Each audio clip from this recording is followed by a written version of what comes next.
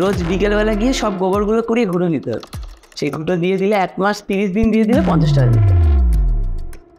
এটা সত্যি কথা বলতে গেলে গরিবদের শখ থাকতে হয় না, বেশি গরিব হলে না তাদের ওরকম শখ লাগে না, যে শখ। তখন কি হয়, যদি মা বলে যে ছবি আঁকবো, তখন মা একটা রং পেন্সিল খাতা কিনে নেবে, একাই আঁকে, সেগুলো শেখে না। কারণ 3000, মানে আমার ওটা দুঃখ নেই যে সেম ফ্ল্যাটে বাদ হয়ে গেছি, কারণ আমার বাড়িতে জমিয়ে রাখা 3000 টাকা যেটা আমি নিয়ে এসেছিলাম সেটা তো শেষ হয়ে গেল। মানে ওই 3000 টাকা থাকলে হয়তো অনেক কিছু হতো বাড়িতে, এরকম ব্যাপার। এইবার রথে আমি বলছি ঠাকুরের অনুষ্ঠান, টাকার কথা কি বলবো আমি, ঠাকুরের অনুষ্ঠানে ঠাকুরের সামনে নাচ করতো, এটাই তো অনেক সবচেয়ে বড় পাওয়া না। সব ফাইনাল হয়ে গেল কথা দিয়ে, প্রোগ্রামের আগে পরে বা মানুষ যোগাযোগ করে একবার যে আসতে হবে ভালো কি মন্দ, বা এই দিন এই টাইমে এসো, আর ফোন নেই কোনো দিয়ে শুনলাম প্রোগ্রামটা হয়েছে, ওগুলো একটা ডিম করেছে। মানে এই একটা বিষয় এখনও আছে। এটা আমাদের আবার বড় গুণ যে যারা আমাদের হারায় তাদের আবার 3-4 বার হারিয়ে তারপরে থামি। এমনও আছে আমরা নিজে কম্পিটিশনের খবর দিই তাদের।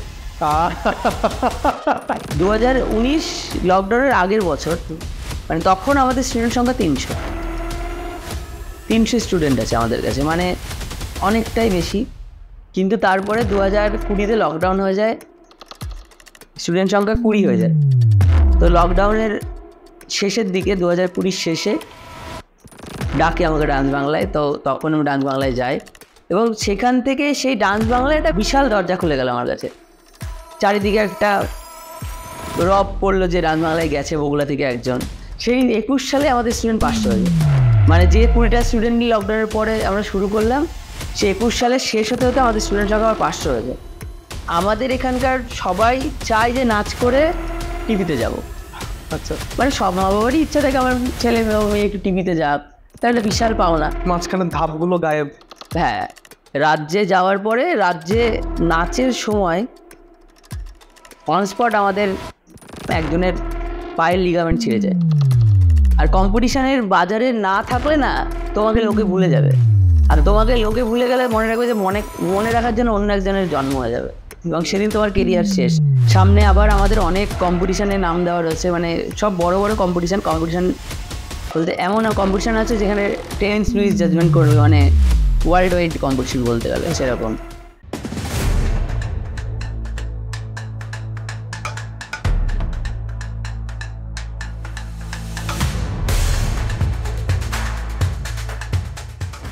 নমস্কার। আমাদের যে শিল্প সিরিজ যে একটা শুরু করেছিলাম আমরা আমাদের বাংলা চ্যানেলে, সেখানে আজকের যে অতিথি আমার খুবই পরিচিত অর্পণদা। অর্পণদা বর্তমানে বা অনেক দিন থেকেই রিদম অ্যান্ড বিটস বলে আমাদের বগুড়া কেন্দ্রিক, মানে বগুড়াতে সৃষ্ট যে একটা নৃত্য একাডেমি রয়েছে, তার এখন কর্ণধার রয়েছে। তো অর্পণদা প্রথমত আসার জন্য খুবই ধন্যবাদ। তোকেও অনেক ভালোবাসা, নতুন কাজ করছিস আর আমাকে ডাকার জন্য অনেক ভালোবাসা, এইটাই বলবো। আর হ্যাঁ, নমস্কার সবাইকে আমার তরফ থেকেও, দর্শকদের। আমি অর্পণ নাথ, এবং বগুড়া ছিল যেটা, এখন সেটা আশেপাশের অনেক অঞ্চলকে যুক্ত করেছে। তো বগুড়া তথা আশেপাশের অনেক নৃত্যশিল্পী বা নৃত্য মনস্ক মানুষদের মধ্যে নৃত্যের বীজটাকে রোপণ করার দায়িত্ব এখন আমার কাছেই রয়েছে বলতে গেলে। চেষ্টা করছি যতটা সম্ভব নাচের যে ভালোবাসা বা নাচের যে মাধুর্য, সেটা যদি সবার মধ্যে একটু ছড়িয়ে যেতে পারি, এটাই। তো আজকের এই পডকাস্টে আসতে পেরে আরও ধন্য মনে হচ্ছে, কারণ হয়তোবা এটা দেখে আরও 10টা লোক অনুপ্রাণিত হবে, জানবে নাচ কী, বা নাচ শুধুমাত্রই নাচ মানে কি হাত পা ছোড়া বা নাচ করা সেটা নয়, নাচ নিয়েও একটা জীবন হয়, সেটা সম্পর্কে জানবে। এই জন্যই আজ এখানে আসা। তো ধন্যবাদ ভাইকে। একে একে দেখবো আমরা কতটা বিষয়গুলো কভার করতে পারি। তো প্রথমে তো যেহেতু আমাদের প্রথম পডকাস্ট, তো যাত্রা সম্বন্ধে জানতে যাবো দাদা, যে তুমি প্রথম যে মানে নৃত্যকে নিজের পেশা বানানো যায়, সেটাকে এত দূর নিয়ে যায়, তুমি প্রথম কবে ভেবেছিলে? নাচ করা শুরু করি একদম ছোটোবেলায়, বগুড়া সবপেছির আসরে আমার প্রথম নাচের হাতে করি বলতে পারি। এটা একটা মজার ঘটনা আছে। ঘটনাটা হয়েছিল বগুড়া সবপেছির আসরে, অনেক ছেলে, তখন জাস্ট আমরা ওখানে ড্রিল, নানা রকম ড্রিল, ব্যায়াম এগুলো শিখতে যেতাম বিকেলবেলা। এটা 2001 সাল, আমার জন্মেরও আগে। হ্যাঁ। এবার তখন একদিন আসরের প্রোগ্রাম, আসর মাঠে, তো আমাদের সবাইকে দাঁড় করানো হলো লম্বা লাইনে। তার মধ্যে 4টে ছেলে ছিল আর বেশিরভাগই মেয়ে, যেহেতু নাচের ক্ষেত্রে মেয়েরাই এগিয়ে আসে বেশি, বা আসর বা যে কোনো সাংস্কৃতিক ক্ষেত্রে কিন্তু মেয়েদের একটু বেশি আধিক্য দেখা যায়। হ্যাঁ হ্যাঁ, এটা হচ্ছে বিষয়। তো তো ওখানে প্রলয়দা ছিলেন, তা দাদা জিজ্ঞেস করলেন যে কে কে নাচ করবে। তো সব মেয়েরা হাত তুললো, সাথে 2টো ছেলে হাত তুললো, 2টো ছেলে হাত তুললো না। সেটা হলো আমি, যে হাত তোলেনি, আর একজন ছিলেন যে হাত তোলেনি, নাচ করবে না। তুমি হাত তুলনি? হ্যাঁ। তারপর এবার জানি না কেন দাদা সব মেয়েদের নিল, যে 2টো ছেলে ইন্টারেস্ট দেখালো তাদের বাদ দিয়ে দিলে, দিয়ে আমাকে আর ওকে নাচ করতে নিল। মানে যা তুমি হাত তুলনি তোমাকে নিল? হ্যাঁ, বললো যে হাত তুলি না কেন, তোকে করতে হবে, ও তুই কর। ঠিক আছে, এবার আমরা শত অনিচ্ছা থাকতেও নাচটাকে শুরু করলাম। প্রথম নাচ, একদম ছোট মানুষ আমি, বিগুড়ে লগন যেমন হয়, বা সারে যা আছে। আচ্ছা, আমার অতটা খেয়াল নেই, 2টো নাচের মধ্যে একটা ছিল, 2টো নাচ আমরা পরপর করেছিলাম। তো যাই হোক, পারফর্ম করলাম, এবং তখন থেকেই নাচের মানে মনের মধ্যে নাচ নিয়ে একটা ইন্টারেস্ট জন্ম নিল, যে নাচ করলাম, ভালো লাগলো বা কিছু। এরপর সেভাবে নাচের চর্চা কিন্তু আমার কিছুই হয়নি। ওই আসর থেকেই ক্লাস 8 পর্যন্ত আমার, তখন ছিল ক্লাস 3 বা 4, তখন থেকে 8 পর্যন্ত 4-5 বছর ওই আসর থেকে নানা রকমের ক্যাম্পে যেতাম আমরা। আর বগুড়া কেন্দ্রিক যতগুলো অনুষ্ঠান হতো, এখন তো অনুষ্ঠানের মাত্রা খুবই কম বগুড়ায়, শুধুমাত্র পুষ্প প্রদর্শনী আর এদিকে ছাত্র যুব সম্প্রীতি উৎসব, তাছাড়া তেমন কিছুই কিন্তু সেভাবে হয় না ওগুলোয়। আর তখন এছাড়াও অনেকগুলো হতো, তার মধ্যে হিললোল বলে একটি হতো, তার পুষ্প প্রদর্শনীর আগেও কলেজ মাঠে একটি 23শে জানুয়ারি উদ্বোধন হতো বা উদযাপন হতো। তখন অনেক অনুষ্ঠান হতো এবং সব কিছুতেই বগুড়া সব পেয়েছে আসরকে ডাকতো। তখন আমরা একটা সিলেক্টেড ব্যাচ ছিলাম, যার মধ্যে সেই 2টো ছেলেই ছিল আর সাথে অনেকগুলো মেয়ে ছিল, তা আমরা সব জায়গায় পারফর্ম করতাম। এইভাবেই নাচের একটা চর্চা বা মনের মধ্যে রিদমের জন্ম হয়। এরপর ক্লাস 8 স্কুলে নাচ হচ্ছে 15 আগস্টের উপলক্ষে এনসিসির পক্ষ থেকে, তখন আমি এনসিসি করতাম। সাল বলে দেবে তাহলে একটু বুঝতে সুবিধায় পর। হ্যাঁ, ক্লাস 8 2000 সাল, মানে 2000, সরি ক্লাস 8-এ তাহলে 2006 সাল, ক্লাস 8। তখন স্কুলে অনুষ্ঠান, আমাদের বগুড়া হাই স্কুলে বিভা ম্যাম, ওনার দায়িত্বে ছিল নাচের ব্যাপারটা, তো ডাকলো। তো যারা এনসিসির মধ্যে থেকেও কয়েকটা ছেলে, মানে প্রথমে মেয়েরা নাচ ছিল, আর এনসিসির মধ্যে কয়েকটি ছেলেকে জাস্ট পতাকা ওড়ানোর জন্য ডাকা হলো। এবার তখন যাওয়ার পরে না, আমি জানি না কেন বা সেই ঘটনাটা আমার পার্টিকুলার মনে নেই, আমি ম্যামকে উনি গান চালাচ্ছিলাম, আমি তখন নাচ করে দেখিয়েছিলাম, মানে নিজের মন থেকে। আমি জানি না, আমি তখন ভারতনাট্যম নিয়েছিলাম, এইটুকু মনে আছে, মানে স্টেপগুলো ভারতনাট্যম ছিল। এবং উনি অবাক হয়ে গেছিল যে একটা ছেলে হয়ে ভারতনাট্যম নাচছে। আর বগুড়ার মতো অঞ্চলে তখন তো এইসব মানে ক্লাসিক্যাল ডান্সের চর্চা আছে, কিন্তু আমাদের আশেপাশে বা আমার মানে সেন্সে তো নেই, মানে আমার জানা ছিল না যে এইসব হয়ও। বা আমি যে স্টেপগুলো করেছিলাম, আমি পরে বুঝতে পেরেছি যে সেগুলো ভারতনাট্যমের স্টেপ ছিল। তা আমি করে দেখিয়েছিলাম ম্যামকে, ম্যামের খুব পছন্দ হয়েছে। তখন ম্যাম বলেছিল বাড়িতে গিয়ে মাকে বলবি তো ওদের নাচ শেখায়, কোথাও শেখায়। আমি বলেছিল শিখিস কিনা, আমি বলেছিলাম হ্যাঁ আসর থেকে করি। বলছে কোথাও শিখিস পারলে। আচ্ছা, আসরে যেটা করতে সেটা মূল মানে লক্ষ্য কি ছিল? শরীর চর্চা? হ্যাঁ, আসরে যেগুলো করতাম সেগুলো এমনিই হতো, জাস্ট আসলে একটা সাংস্কৃতিক প্রতিষ্ঠান, ওখানে যারা আসে ওখান থেকেই নাচ গান সব কিছু করানো হতো। এছাড়া নানা রকম নাচের মাধ্যমে যে ড্রিলগুলো হয় যাকে বলে, সেগুলো সবই হতো। এছাড়া ব্রতচারী, যেগুলো ব্রতচারী শিক্ষা, সেগুলো আসর থেকে দেওয়া হতো। ওর মেন লক্ষ্য ছিল যে নাচ গান করলে কি নিজেদের মধ্যেও কিন্তু একটা বন্ডিং তৈরি হয়, নিজের জীবনে একটা ছন্দ আসে, যে আমরা নাচ করতে গেলে একটা কাউন্টিংয়ে মানুষের হিসাব হয়, একটা ড্রিল করলে ব্যায়াম করলে তার শরীরচর্চা, এই যে এইসবের জন্য আসর থেকে নানাবিধ আমাদের কর্মবর্ষ করানো হতো। তাল মিলিয়ে হ্যাঁ, সবার একদম এগুলো সব আমরা বুঝতে পারতাম, ওর জন্যই আসর থেকে এসব করানো হতো।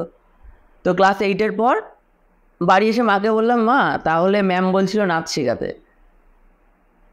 তো মা বললো ঠিক আছে। এবার মায়ের ততটাও মত ছিল না, মায়ের প্রচণ্ড ইচ্ছা ছিল, কারণ তখন আমার মানে আমাদের ফাইন্যান্সিয়াল প্রবলেম এরকম যে বাড়িতে একদিন রান্না হলে একদিনই খাই আমরা। এবার ওই অবস্থায় আমার নাচ শেখানো মানে আর বিলাসিতাই বলতে পারে। এবার মা বললো ঠিক আছে দেখছি। তো এর মধ্যে আবার টুইস্ট আসলো, যেমন আগে একবার হাত তুলেছিলাম না নাচবো না বলে, এবার টুইস্ট আসলো যে এই আমাদের বাড়ির পাশেই একটা বাড়িতে আরংঘাটা থেকে বিশ্বজিৎ স্যার বলে একজন আসতেন নাচ শেখাতে। তো মা গিয়ে বললো যে এই কাকাদের বাড়িতে একজন নাচ শেখাতে আসছে, তুই কি নাচ শিখবি? ঠিক আছে। এবার আমি বলছি না না থাক, নাচ শিখবো না, আমাকে আবার মেয়েদের মতো রবীন্দ্রনাথ শিখিয়ে দেবে, ঠিক আছে আমি কিন্তু ওসব নাচবো না। এবার মা বললো না না চ যে দেখবি কী করায়। তারপরে আনলো আমাকে, আনার পরে আমি দেখলাম না হিন্দি নাচ শেখাচ্ছে, ঠিক আছে একটা আলাদা রকম বিষয়, হিন্দি নাচ শেখাচ্ছে না ঠিক আছে। এবার হিন্দি নাচ শেখা শুরু করলাম। তখনকার মাইনা ছিল হচ্ছে 100 টাকা নাচের, আর সেটাও দিতে পারতাম না আমরা হচ্ছে 50 টাকা দিতাম মাইনা ওই স্যারকে। মানে এবার নাচ একটা শিল্পী বড় হতে গেলে না তার পেছনে অনেকের অবদান থাকে। যেমন দাদা নাচের একটা বীজ বুনেছিল ভেতরে, স্যার কিন্তু ইচ্ছা করলে বলতো শেখাবো না, কিন্তু না উনি বলেছিল শেখাবো। কারণ মেন আরেকটা বিষয় কি, আমার ইন্টারেস্টটা দেখেছিল বা নাচটা দেখেছিল ভালো লেগেছিল, বা আমি নাচ করছি ওনার ভালো লাগছে, বা উনি ভেবেছিল যে ভবিষ্যতে একে দিয়ে কিছু করানো যেতে পারে, তার জন্য নিয়েছিল। তো এবার ওই যে টাকাটা ছিল 50 টাকা মাইনে দিতাম, সেটাও আমার মা কীভাবে জোগাড় করতো সেটারও একটা কাহিনি। এই পাশের বাড়িতে ঘোষপাড়ায় রোজ বিকেলবেলা গিয়ে সব গোবরগুলো করিয়ে ঘুরে নিতে হবে, সেই ঘুটো দিয়ে দিলে 1 মাস 30 দিন দিয়ে দিলে 50 টাকা দিত, সেইটা দিয়ে আমি নাচ শিখতাম এখানে। এবং এইভাবেই নাচের মানে এগুলো কেউ জানে না, যে সবাই ভাবে যে নাচ শিখে গেছে একজন বড় হয়ে গেছে, একটা শিল্পী পিছনে কাটা দেখে না। হ্যাঁ এটা হচ্ছে বিষয়। এবার ওই নাচ শেখা শুরু হলো, তাও দাদার কাছে আমি শিখেছিলাম 2006 সাল থেকেই 2011 সাল পর্যন্ত, 5 বছর। মানে তারপরেও শেখা হয়নি, কিন্তু এখনও যোগাযোগ আছে, এখনও আমাকে ডাকলে পরে আমি যাই, ওটা ব্যাপার। তো ওই নাচ শেখা 50 টাকা দিয়ে শুরু হলো, শিখলাম। শিখতে শিখতে মোটামুটি 2 বছর শেখার পর দাদা অনুষ্ঠানে রাখতো আমাদের। তো অনুষ্ঠানে ডাকলে পরে তখন সেই অবস্থায় গিয়ে মাঝে মায়ের কাজটাও ওখানে আর চলে গেছিলো, মানে যেতে পারতো না। বা তখন আমি বলেছিলাম শিখবো না আর, তো উনি বলেছিল তাহলে বগুড়ায় আর শিখতে হয়, তুই একটা কাজ কর আরংঘাটায় আয় আমার বাড়িতে শেখাবো। তখন ফিজ নিত না, একদম ফ্রিতে। তার বিনিময়ে কী করতো, শোগুলো করাতো, শো করলে ওনার একটা ইনকাম হতো, সেখান থেকে আমাকে আমার যাতায়াতের মতো ভাড়াটা দিয়ে দিত, বাদ বাকিটা রেখে দিত। সেটা নিয়ে আমার কোনো সমস্যা বা আমার কোনো কথা বলারও ছিল না, কারণ সে আমার জন্য যেটা করছে সেটা অনেক। এবং ওই নাচ ড্রেস দেওয়া সব কিছুই উনি করত। যাই হোক 2011 সাল আমার নাচের অনেকটা উন্নতি হয়েছে। তবে তখন আমি ভাবিনি যে নাচ নিয়ে এগোবো জীবনে বা ভালো কি মন্দ, ওরকম কিছু না, নাচ করি, নাচতে পারি, মানে শুধুমাত্র শখ বা ছবি আঁকে। হ্যাঁ শখ না, মানে ব্যাপারটা না, একটা কথা বলতে গেলে, একটা সত্যি কথা বলতে গেলে গরিবদের শখ থাকতে হয় না। আচ্ছা, বেশি গরিব হলে না তাদের ওরকম শখ লাগে না, যে শখ। তখন কি হয়, যদি মা বলে যে ছবি আঁকবো, তখন মা একটা রং পেন্সিল খাতা কিনে নেবে, একাই আঁকে, সে কিন্তু শেখে না। শিখলে পরে তখন শেখে পরীক্ষাতে, সেটা হলো শখে শেখে, পরে গিয়ে শিখবে না। আর আমার নাচটা হয়ে গেছিলো, আমি জানি না কেন নাচতাম, কিন্তু নাচতাম, এটা ব্যাপার। মা নিয়ে যেত যতটা পারতো, বাদ বাকিটা আমি আরংঘাটা একাই চলে যেতাম। এবং এমনই একটা ক্রেজ ছিল নিজের মধ্যে। আর আমি মানে এরকম মুখে বলে না, আমি মনে মনে খুব জেদি। আমি মানে জেদি না, কেউ কথা বলে বুঝবে না, তবে আমি যেটা করবো সেটা করবোই, এরকম একটা ব্যাপার। মানে পথ খুঁজে বার করবো, বা আমার যদি মনে হয় আমি এটা করবো, তো আমি এইটাই করবো, এরকম একটা ব্যাপার। কিন্তু কাউকে বলবো না যে আমি এটাই করবো। যে তো আমি এমনই যেতেছিলাম। 2007 সালে আমার সাইকেল কিনে দিয়েছিল বাবা। তো তারপর থেকে ধীরে ট্রেন, আমাদের তো ট্রেন তখন অতটা, ট্রেন লাইন অতটা কিন্তু পরিপক্ক ছিল না, ট্রেন বন্ধ হতো, আসতো অনেক পরপর আসতো। আমি সাইকেলেই চলে যেতাম আরংঘাটা চালিয়ে। আমরাও যাই সকালবেলা প্রায় হ্যাঁ বাবা। এবার আরংঘাটা আমি ক্লাসে যেতাম এবং রাতে একা আসতাম। তখন ক্লাস 9-এ পড়ি আমি। আর তখন মানে এখনকার ক্লাস 9-এর ছেলে কিন্তু অনেক বড় এক কথায়, আর তখনকার দিনের মানে আমাদের সময় 2007 সালে ক্লাস 9-এর ছেলে মানে বাচ্চা। এখন একটু তাড়াতাড়ি বড় হয়ে উঠছে, হ্যাঁ পুষ্টি পাচ্ছে সবাই। এবার এখনকার দিনে কি, তারা মানসিক বিকাশটা বেশি হয় ছেলে বা বাচ্চাদের। মানসিক বিকাশটা খুব বেশি আমাদের সময়, মানসিক বিকাশটা এত কিছু দেখতে পাচ্ছি এতে আমার হ্যাঁ মোবাইল ছিল না আর কি। আমার মোবাইলের কথা বললে মোবাইল আসে হচ্ছে 2010 সালে মাধ্যমিকের পর, নোকিয়া 1208 এইটুকু একটা ছোটো ফোন, বোতাম টেপা যায় সেটা। তো তার আগে যে প্র্যাকটিস যে জিনিসটা হয়, কখনো আমি তো কোনোদিনও মানে টিভি তো ছিল না আমাদের সেরকম একটা বিষয়, তা গান চালিয়ে যে নাচ করো তার তো কোনো হিসাবই নেই, আমি পুরো গানটা শুনে নিজে মুখে মুখে করে নাচতাম। ওরে বাবা। হ্যাঁ মানে ক্লাস ছোট থেকে একদম ক্লাস এটা 11 পর্যন্ত, বা কাউন্টিংয়ে নাচতাম, মানে 1 2 3 4 5 6 7 সব মুখে গিয়ে দিতে তার উপর ভিত্তি করে না, নিজের মনে নিজেই করতে হতো বাড়িতে এসে। অনুষ্ঠানের সময় বা ক্লাসে গেলে তো বক্স থাকতো, তো এইভাবে চলে নাচের চর্চা, কিন্তু কোনো ফোকাস ছিল না যে নাচ নিয়েই এগোবো ভালো কি মন্দ। কারণ ব্যাপারটা তার কারণ একটাই কি, কেউ না মানে দেখিয়ে দেওয়া ছিল না নাচ নিয়ে এটা হতে পারে, পথে এগোতে হয়। হ্যাঁ যেমন আমি ক্লাস 10 পড়াশোনা করেছি সেভাবেই, মানে ওরমভাবে যে এখানে পড়তাম না। ক্লাস 10 আমি টেস্টের পরে অঙ্ক মানে টিউশন শুরু করেছিলাম, তার আগে পড়তাম না কোথাও, এরকম একটা বিষয়। তো নাচ করতাম ক্লাস 11 পর একটা রিয়েলিটি শো হলো সোনার বাংলা চ্যানেলে, তো সেখানে অডিশন দিলাম, দিয়ে সিলেকশনও হলো, সেই ফাইনাল পর্যন্ত গেছিলাম। তখন থেকে আমি একটু ওই ব্যাপারটা নদীয়ার গন্ডি পেরিয়ে গেলাম বাইরে, বারাসাত গেলাম, বারাসাতে ওই শুটিংটা হতো। তো ওখান থেকে আরও কিছু দাদা দিদি যাদের সাথে পরিচয় হলো, তাদের মধ্যে সুজয় দা, অপূর্ব দা ছিলেন, তো তাদের কাছে তো কোরিওগ্রাফি হতো, তখন আমরা সেগুলো শ্যুট হতো। তো সেই ফাইনালে যখন বাদ হয়ে গেলাম না, তখন আমাদের ওই শোটায় যাওয়ার জন্য টাকা লেগেছিলো 3,000 টাকা লেগেছিলো অ্যাজ পার ওখানে থাকা খাওয়ার জন্য, কারণ আমি তো বগুড়া থেকে গিয়ে ওখানেই থাকবো, ওখানেই সব কিছু। এবার 1 মাস থাকলে পরে তার তো একটা খরচা আছে একটা মানুষের, 3,000 টাকা লেগেছিলো। এবার একটা মানে মধ্যবিত্ত হচ্ছে একদম নিম্নবিত্তে বলা চলে তখনও, বাবা আর এখনও আমার বাবা তো লোকের দোকানে কাজ করে, তো তখন আমি নিজে কিছু করি না। তো ওই 3,000 টাকা দিয়েছিল বাড়ি থেকে। তো যেদিন সেই ফিনালেতে আউট হয়ে যায়, সে নিজের দোষেই হয়েছিলাম বা কোনোভাবে হয়েছিলাম, নিজের ভুলের জন্য হয়তো বা, তো খুব কান্না করেছিলাম আমি। কারণ 3,000 মানে আমার ওটা দুঃখ নেই যে সেমি ফিনালে বাদ হয়ে গেছি, কারণ আমার বাড়িতে জমিয়ে রাখা 3,000 টাকা যেটা আমি নিয়ে এসেছিলাম সেটা তো শেষ হয়ে গেল। মানে ওই 3,000 টাকা থাকলে হয়তো অনেক কিছু হতো বাড়িতে, এমন একটা ব্যাপার। নিজেকে দোষী মনে হয় অনেক ক্ষেত্রে।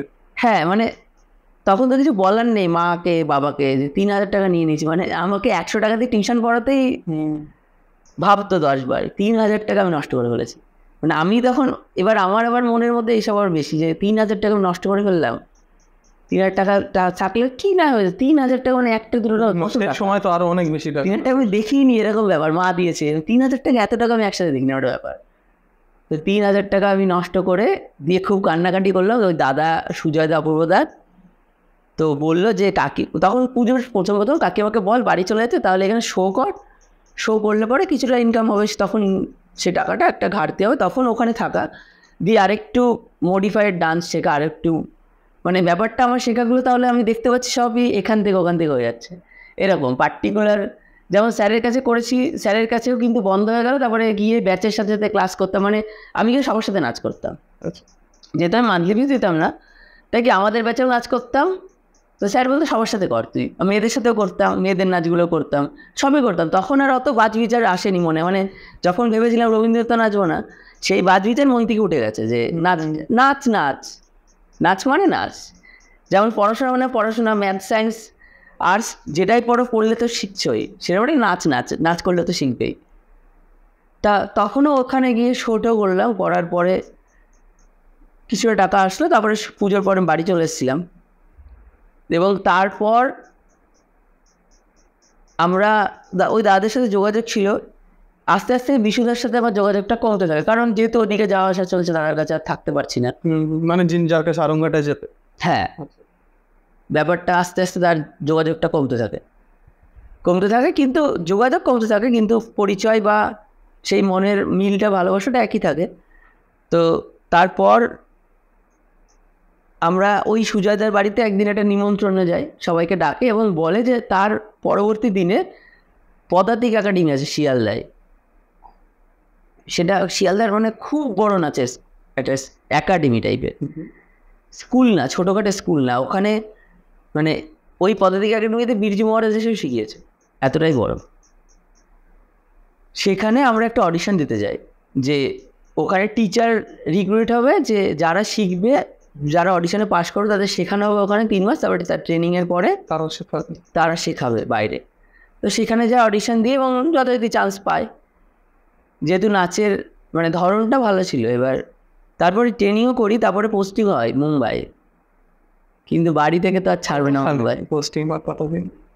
ওটা হচ্ছে 2011 সালের ঘটনা। মুম্বাইতে ক্লাস দিয়ে দিল ওরা, মুম্বাইতে ক্লাস করাবে, থাকা খাওয়ার খরচাও তো ওরকম শহরে প্রচন্ড বেশি, মুম্বাই ওরা সব দেবে, থাকা খাওয়া যাওয়া আসা, খালি ক্লাস করতে হবে থেকে। কিন্তু বাড়িতে এসে বললে পরে বাড়ি থেকে আর ছাড়ে না। ঠিক আছে, ছিল তোমার তখন 11তে? 11তে আমার বয়স 19 ছিল, 2011 সাল, ক্লাস ফার্স্ট ইয়ার তখন। তো 19 বছর বয়স, ভুল বলছি, তখন আমার বয়স ছিল হচ্ছে 17 বছর বয়স, 11 সাল, class first year, Bogura college. তো ছাড়ে না, তারপর আর যাওয়া হয় না। তখন কি হয়, ওই 10-এর শেষ থেকে না মানে বাড়িতে টুকটাক শেখানো শুরু করি, মানে যখন দেখছি আর পারছি না, মানে এই কলকাতা যেতে গেলে তো আমার খরচা হয় 100 টাকা, এবার কত নেবো বাড়ি থেকে একটা সময় গিয়ে। আর 10 পাস করার পরে দেখলাম যে টিউশন যদি পড়তে যাওয়া আমাকে নিজের থেকেই পড়তে হবে, কারণ বাড়িতে আমার অত বড় সাহস নিয়ে গিয়ে বলবো যে আমাকে টাকা দেওয়া পড়তে যাও।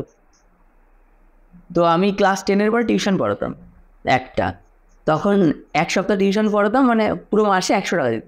আচ্ছা, সেটা দিয়ে টিউশন পড়তাম। তো বলতে সপ্তাহে 7 দিন না, 5 দিন করে পড়াতাম বা 6 দিন, সেটা মনে নেই। পুরো মাসে 100 টাকা মাইনা ছিল তখন, সেটা দিয়ে টিউশন পড়তাম।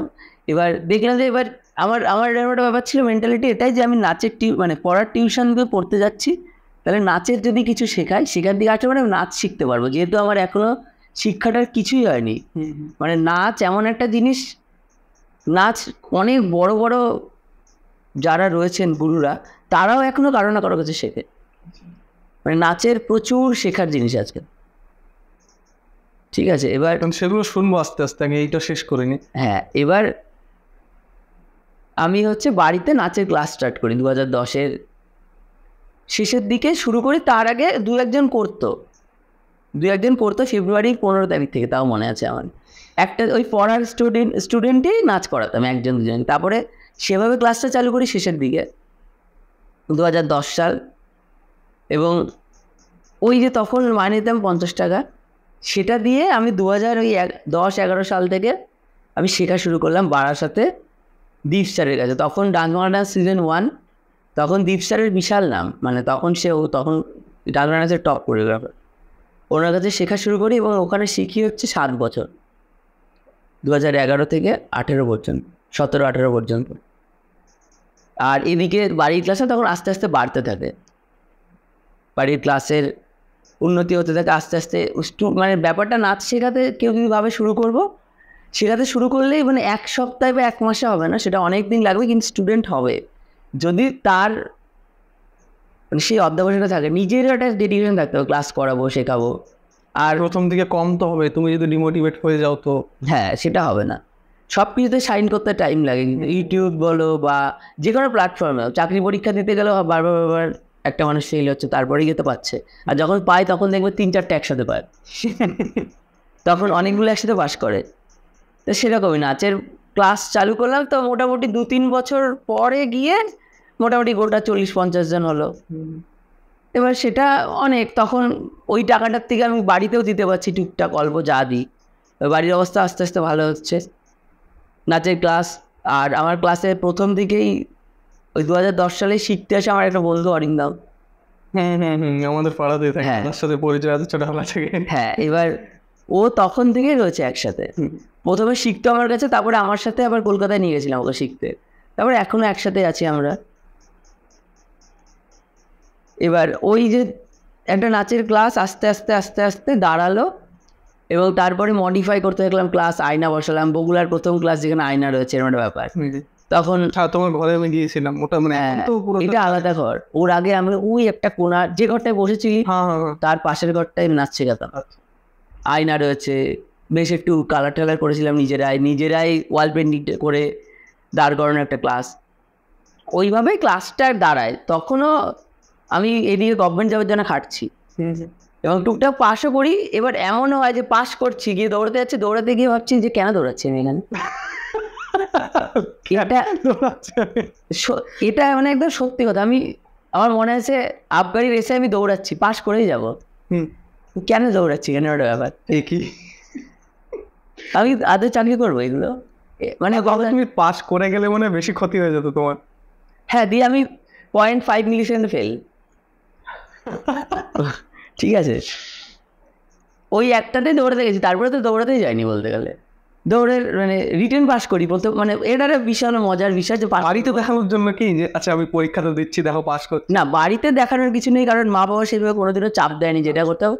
হ্যাঁ, তবে বলেছিল চাকরি পেলে ভালো হয়। মানে আমার ফ্যামিলি, মা বাবা বাদেও যারা থাকে তারা একটু আশা করে যে আমি, মানে ব্যাপারটা কি, আমি ছোটবেলাতে পড়াশোনা মোটামুটি ভালো, ব্রাইট স্টুডেন্ট, এবার চাকরি করবে, সবারই একটা আশা থাকে যে ছেলে চাকরি করবে, সবাইকে বলতে পারবো আমাদের। বা সব যুগে চাকরি এত পরিমাণে হচ্ছে তো তুই করবি না কেন? না, এরকম ওইসব কোনো মেন্টালিটি নেই। সবার এরকম একটা বিষয় যে চাকরি পাবে, চাকরি পেলে সবাই খুশি হবে। বলছি না, মানে ভাবুন এখন সেই সময় 2005-06 সালে তো চাকরি হচ্ছে, তো কেন 5-6 না, সেটা হয়ে গেছে 2010 সালের পরে। 10এই তো আমার এইচএস হয়েছে। আচ্ছা আচ্ছা, তাহলে তো বেশি 14-15 শুরু হয়ে গেছে তখন। হ্যাঁ, 15 সাল। আর জেনারেল ছিলাম, আর একটা চাপ ছিল, নাম্বার বেশি পেতে হবে। হ্যাঁ, তবে আমি অনেকগুলো পাস করেছিলাম। রেলের একবার গুডস গার্ডে পেয়েছিলাম, কোয়েম্বাটুরে পোস্টিং হয়ে গেছে, তারপরে যাইনি, অত দূরে কে যাবে। এবার এবার আরেকটা বিষয় কি, তারপরে এখনও আমি চাকরির জন্য সেভাবে প্রিপারেশান নিই না, কারণ আমার হচ্ছে গত 23 সালে, মানে আমি বলছি চাকরির ব্যাপারটাও একটু হালকা বলে যায়। প্রথম দিকে চাকরির জন্য খাটছিলাম 2015 সালে, 17 অনেক পাস করেছি, লকডাউন এসছে, তার আগে অনেক পাস করেছি। এবার আবার এদিকে অনেক স্টুডেন্ট হয়ে গেছে নাচের ক্লাসে, এদিক দিয়ে টাকাটা তো আসছে, আবার এদিক দিয়ে হ্যাঁ কী করবো, তারপরে ছেড়ে দিয়েছি, চাকরির কোনো আশা নেই। বই খাতা আছে, তবে পড়ি মাঝে মাঝে, পড়তে ভালো লাগে ওটা, কিন্তু ছেড়ে দিয়েছি। তারপরে 2021 সালে একটা স্টুডেন্ট আসলো, তার বাবা প্রাইমারি চাকরি করে, সে আর ভালো স্টুডেন্ট, গাজনা স্কুলের ফার্স্ট বয় ছিল। তো সে বুদ্ধি দিল যে কেন পড়াশোনা, মানে কেন চাকরি করবে না, ভালো রেজাল্ট, সব কিছু ভালো।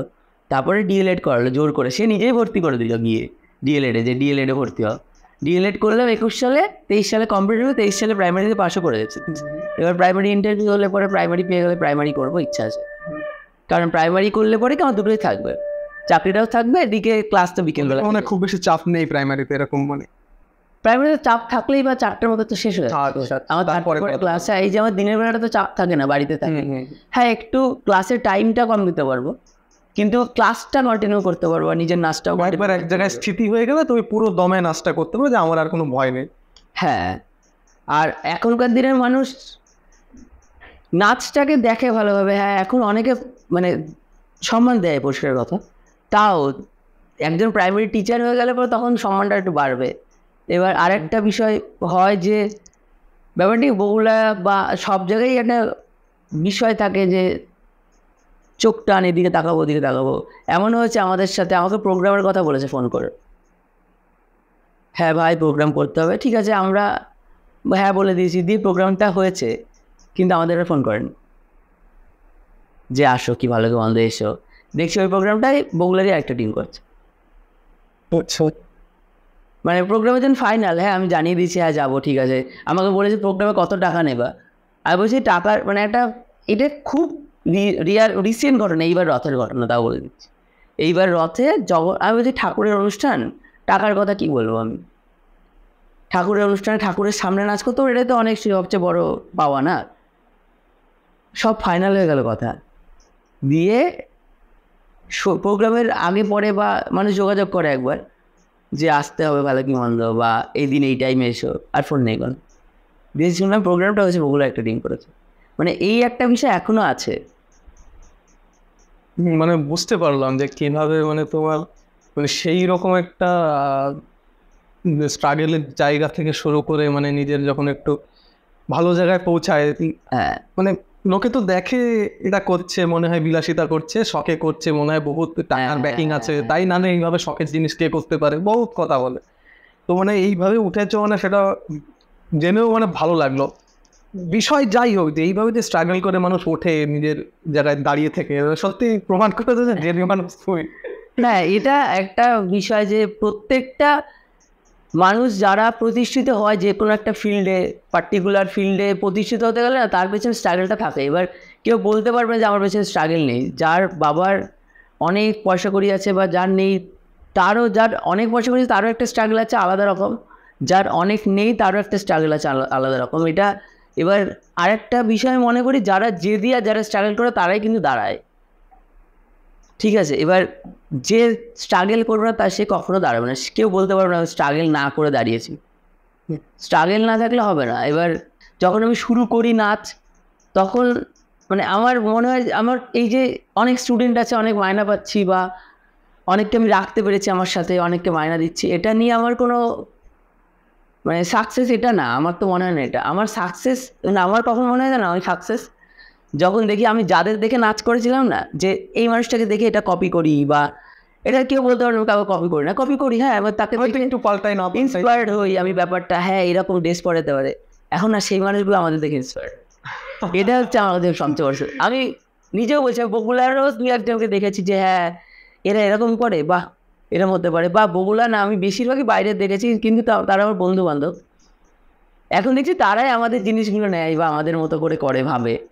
এটাই হচ্ছে সাকসেস। মানে সাকসেস টাকা পয়সার সাকসেস তো না, কারণ টাকা পয়সা তো সাথে যাবে না। এই যে আমার সৃষ্টিগুলো থাকছে, মানুষ দেখে শিখছে, এরাই থেকে যাবে। যে আমি চলে গেলে ওই আমার ভিডিও দেখে একজন ভাববে যে এরকম ছিল, তাহলে এরকম কিছু হতে পারে। এটা হচ্ছে সাকসেস, এই হচ্ছে বিষয়। টাকা পয়সা আর তো চলতে থাকে। আজকে আমার কাছে আছে, কালকে নাও থাকতে পারে। মানে এগুলো তো বেশ ভালোই সিঁড়িতে উত্তরণের দিক। হ্যাঁ, মাঝে মাঝে হোঁচট খাওয়ার বিষয় আসে না? যেমন একটা তো আমরা বাইরে থেকে দেখেছিলাম যে তোমাদের দলের থেকে মানে তাদের যারা মানে ভেঙে বেরিয়ে গেছিল, তাদের কিছু পরিচিতি ছিল, তাদের মুখে শুনেছিলাম ইত্যাদি। তো মানে সেই মুহূর্তটা কেমন ছিল, বা কোনো কারণ যেটা তুমি বলতে পারবে? হ্যাঁ, এবার একটা যখন একটা দল তৈরি হবে, দলে কিন্তু 10 রকম লোক নিয়ে তৈরি হবে। ভাবলাম 10টা লোক তাদের নিয়ে দল হবে, তো দল ভাঙবেই। আমার মেন্টালি আমি প্রচণ্ড স্ট্রং, মানে আমার কি যায় আসে না। কারণ একটা জিনিস মনে রাখতে হবে যে একটা 10 জনের মধ্যে 2টো কি 3টে ব্যক্তি এমন থাকবে যে ঝড় বৃষ্টি সব কিছু তোমার সাথে থাকবে। সেই ব্যক্তিগুলোকে আগে আইডেন্টিফাই করতে হবে যে এরা আমার সাথে থাকবে। অবশ্যই না, এটা করেছি, চিন্তা নাই। হ্যাঁ, তাদের আইডেন্টিফাই করতে পারলে ওই বাদ বাকি 5 জন বেরিয়ে গেলে 5 জন তৈরি করা কোনো ব্যাপার, কারণ বা 2 জন ও বেরিয়ে গেলে বেশি সমস্যা আর কি। হ্যাঁ, না তারা বেরোবে না তো, এরকম ব্যক্তি থাকবেই দলে। এবং তারই প্রমাণ আমি দিচ্ছি অরিন্দমের কথাই ভাব।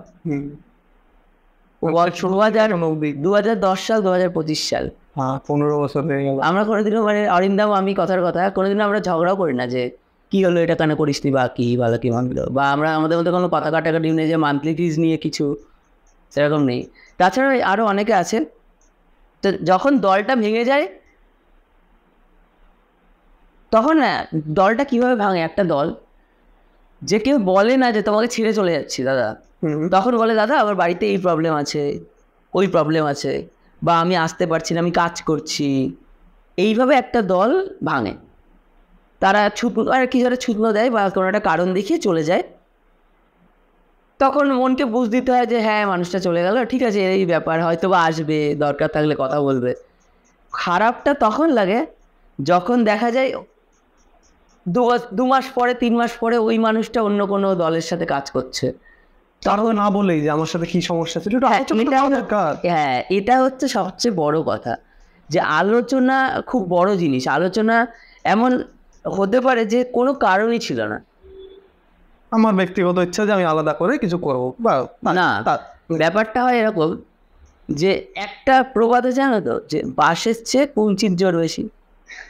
সেরকম ধরলাম আমি বাঁশ, তো আমার আশেপাশে যারা আছে তাদের সাথে কথা কাটাকাটি হয়, তারা চলে যায়, এরকম হয়। আচ্ছা, বা ধরো আমি কিছু বলিনি, ও বললো যে এটা হয়েছে, এটা শুনে একটা মানুষ চলে গেল, এটা তো সলিউশন বলেছে, হ্যাঁ অন্য একজন ওকে বলছে। হ্যাঁ, যে দাদা দাদা বলেছে, আমি কিছু বলি না, এইসব বলতে পারে না যে এটা কেন করিস নি বা তুই এই কর। এবার এটা তো সলিউশন হতে পারে না যে তুই ওর কথাটা শুনে চলে গেলি বা তুমি ওর কথাটা শুনে রাগ করলে করে ক্লাস ছেড়ে দিলে, এটা সলিউশন হতে পারে না। সলিউশন কি, তুমি ওর কথাটা শুনে আমাকে ডাইরেক্ট বলতে পারো যে দাদা এই ব্যাপারটা কি হয়েছে, তখন একটা সলিউশনে আসা যেতে পারে। তাহলে আমি আমার গ্রুপের কথা বলছি না, আমি আশেপাশে যত গ্রুপ আছে বা বাইরেও যত গ্রুপ আছে যারা দেখছে, কখনো না এইভাবে ছেড়ে যাওয়া উচিত না কাউকে। কারণ একটা টিচার বা একটা মানুষ যখন 10টা মানুষকে পায় হাতের কাছে না, তারা একটা বিষয় না, তারা তাদের নিয়ে অনেক স্বপ্ন দেখে। কারণ স্বপ্ন দেখতে তো আর পয়সা লাগছে না। এবার সে অনেক কিছু ভেবে নেয় যে এই মানুষগুলো এসছে আমার সাথে থাকতে পারে বা এদের নিয়ে আমি এটা করব ওটা করব, এরকম অনেক কিছু ভাবে সে। কিন্তু একটা মানুষ যখন চলে যায় না জানি এবং পরে গিয়ে এমন দেখে যে সেই মানুষটা অন্যের সাথে কাজ করছে, তার মানে তোমাকে পছন্দ না, কিন্তু তুমি জানলেই না যে আসল কারণটা কি, তখন সেই মানুষটার খুবই খারাপ লাগে। এবং তখন না আসে 8-10টা মানুষ যখন আসে তাদের উপর বিশ্বাস করতে ইচ্ছা করে না যে ওকে বিশ্বাস করে নেব, হয়তো বা ও চলে যাবে। এটা আমি রিয়ালাইজ করেছি। তাই সবাইকে বলবো, যদি কোনো প্রবলেম হয়, গ্রুপ তো এবার একটা ফ্যামিলিতেও মা বাবার মধ্যে সমস্যা, তাই বলে কি মা বাবা ছেড়ে চলে যায়? মা বাবা ঠাকুমা দিদা সবার মধ্যে সমস্যা হয়, কিন্তু ফ্যামিলি কখন তো হট করে ভেঙে যায় না একটা ফ্যামিলি কখনো। তো সেরকমই একটা ফ্যামিলি ভেবে আসা উচিত। এবং সলিউশন তো সব কিছুর আছে, তুমি ফুটে বলা উচিত যে কি হয়েছে। হ্যাঁ, মানে সলিউশন পৃথিবীতে সব কিছুর সলিউশন আছে। বড় বড় রোগের ওষুধ বেরিয়ে যাচ্ছে, তাহলে এটার তো হতেই পারে, তা মনোমালিন্য হতেই পারে, তার মিলও হতে পারে। কারণ পুরোটাই মনের বিষয়। মানুষের মন ওই আমাদের নবরস, মানে 9টা যে এক্সপ্রেশন, 9টা ইমোশন, এর মধ্যে কোনোটা প্রকট হতেই পারে। তো সেই বুঝে আমার সবার কাছে একটাই বক্তব্য, যে যদি কখনো এরকম হয় তো গ্রুপে অসুবিধা হচ্ছে, আলোচনায় আসো। ছেড়ে চলে যাওয়া সলিউশন হতে পারে না কখনো, আলোচনাটা সলিউশন হতে পারে, এটাই বলা। আচ্ছা, ওই দল নিয়ে আর কোনো কথা বলবো না, কিন্তু একটা প্রতিযোগিতায় আমার মনে আছে, সেই নাচগুলো হয়তো মনে নেই, গানও মনে নেই, কিন্তু একটা মুহূর্ত মনে আছে। তোমাদের দুটো দল ছিল, rhythm and beats boys and rhythm and beats girls বলে। ওই দলটা দুটোকেই টপকে ফার্স্ট হলো, তোমাদের একটা সেকেন্ড থার্ড। মানে কেমন লেগেছিল তখন? এবার এটা একটা বিষয় বলি, আমি কি বাইরের থেকে তো এইটুকুই দেখলাম। হ্যাঁ কেমন লেগেছিল, এবার হ্যাঁ কিছুটা মুহূর্তে খারাপ লাগা অবশ্যই জরুরি। কারণ ওই খারাপ লাগা থেকে মনে হয় যে আমাদের মনে একটা জেদ, একটা শিক্ষা আসবে যে হারিয়ে ফেলে। এবার নেগেটিভলি ভাবলে হবে না যে ঘুষ দিয়ে করেছে বা ব্যাপারটাকে ওরা চেনাশোনা করে দিয়েছে, এটা ভাবলে হবে না কোনো সময়। ভাবো যে ওরা কি ভালো করেছে, ওরা সব খারাপের মধ্যে কিছু তো ভালো করেছে, যাদের চোখে লেগেছে বা বিচারকের চোখে লেগেছে, সেটাকে দেখতে হবে। এবং নিজেদেরও কিছু খুঁত থাকতেই পারে। বাড়ি গিয়ে তোমাদের নাচের ভিডিওটাই, মানে আমাদের নাচের ভিডিওটা আমরা কি করি, আমাদের ভিডিওটাই আমরা 10 বার দেখি, পার্টিকুলার একটা পার্সনকে দেখি, কেউ না কেউ তো ভুল করেছে,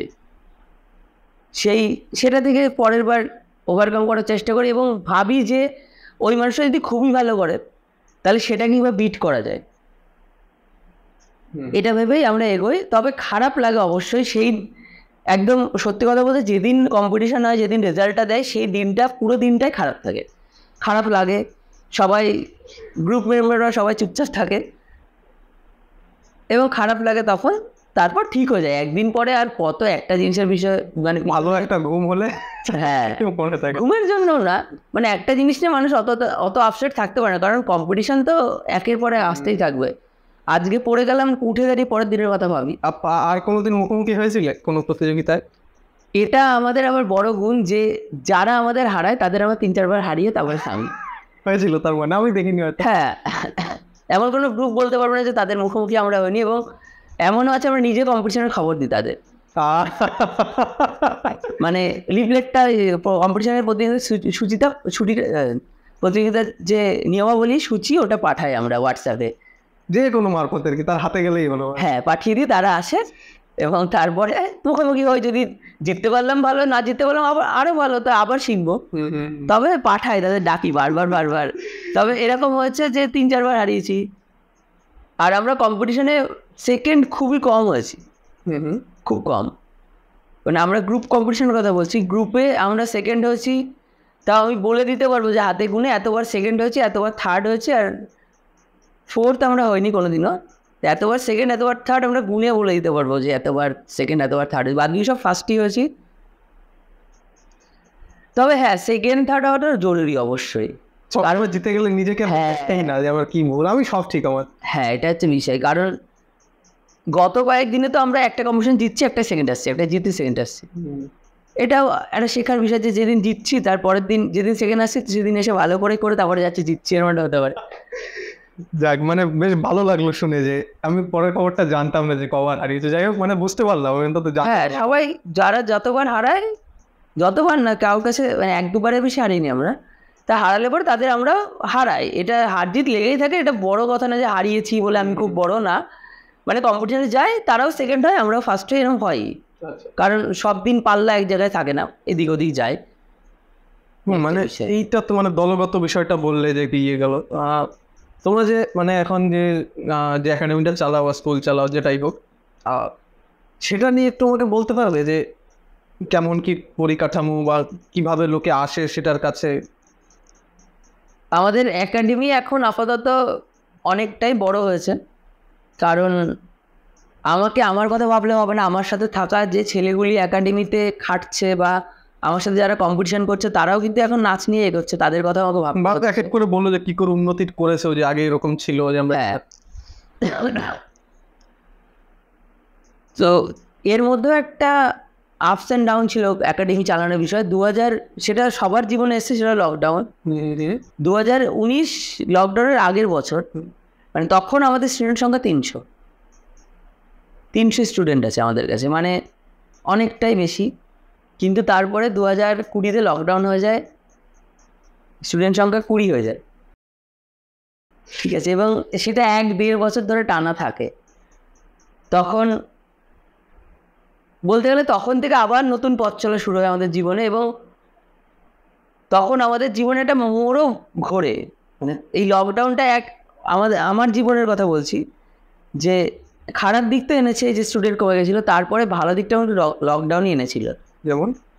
যেমন লকডাউনে যেহেতু অনেকটা ফাঁকা টাইম পেতাম, তো আমরা ভিডিও ছাড়তাম নাচের ভিডিও ছাড়ার পরে সেই ভিডিও ডান্স বাংলা ডান্সের একটা কোরিওগ্রাফার দেখে, এবং ওই ভিডিও দেখেই আমাকে মেসেজ পাঠায় যে আমার ক্রিয়েটিভিটি বা চিন্তাভাবনার পরিকাঠামোটা ওনার খুব পছন্দ হয়েছে, তো উনি আমাকে ডাকবে ডান্স বাংলায়।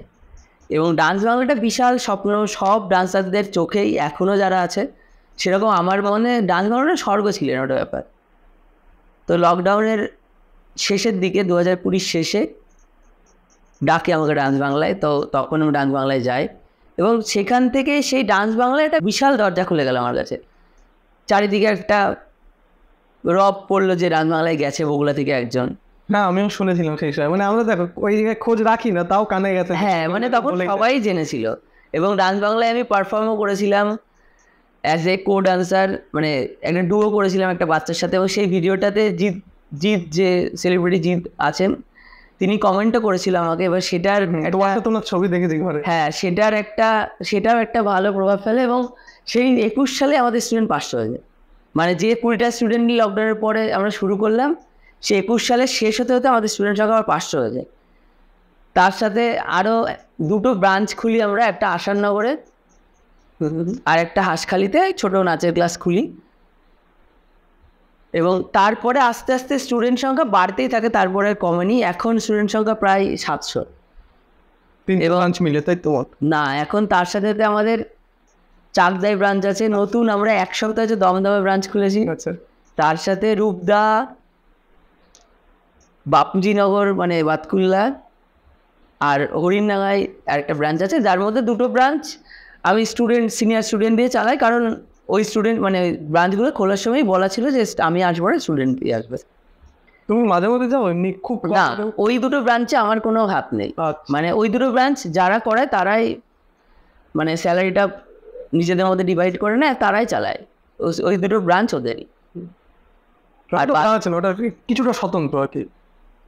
না, ব্রাঞ্চ ওটা মানে ফাইন্যান্সিয়াল। আমি ব্যাপারটা হচ্ছে আমার মেন কথা হলো আমি অতটাই পয়সার বিষয়ে হাত দিই না, যে ওরা ক্লাস করাচ্ছে কষ্ট করছে ওরা নিয়ে নেয়, কিন্তু ওই ক্লাসটার নাম আমাদের নামেই ওখানকার পরীক্ষা দিতে বগুড়াতে আমাদের ক্লাসে আসে, বা ওখান থেকে ভালো কেউ উঠলে আমাদেরই দলে যোগ দেবে, এরকম একটা ব্যাপার। হ্যাঁ সে তো মানে ওখান থেকে ভালো স্টুডেন্ট এসে বগুড়ায় ক্লাস করে, মানে এরকম আছে তারা বাড়িতেও ক্লাস করে আবার এদিকে বগুড়ায় ক্লাস করে। মানে যোগটা কোথায় আর কি। হ্যাঁ এটা হচ্ছে বিষয়। এবং আমাদের ক্লাস চলতে থাকে, এর মধ্যে আর একটা বিষয় আমার নাচের শিক্ষা যেটা, সেটা আস্তে আস্তে পরিপূর্ণ হচ্ছে এখনো, আমি বলবো না যে পরিপূর্ণ। ওই আমি পদার দিকে শিখেছিলাম কন্টেম্পোরারি ডান্স বা সমসাময়িক যে ব্যালে, ওই ডান্সগুলো শেখার পরে তখন আমার নাচের ধরন এক ছিল। এরপর আবার আমি ফিরে যাচ্ছি 2017 সাল, রাজ্য যুব উৎসব হয়, মানে যুব উৎসবের যেটা ব্লক ভার্সন, ওখানে আমি গেছি কম্পিটিশন করতে।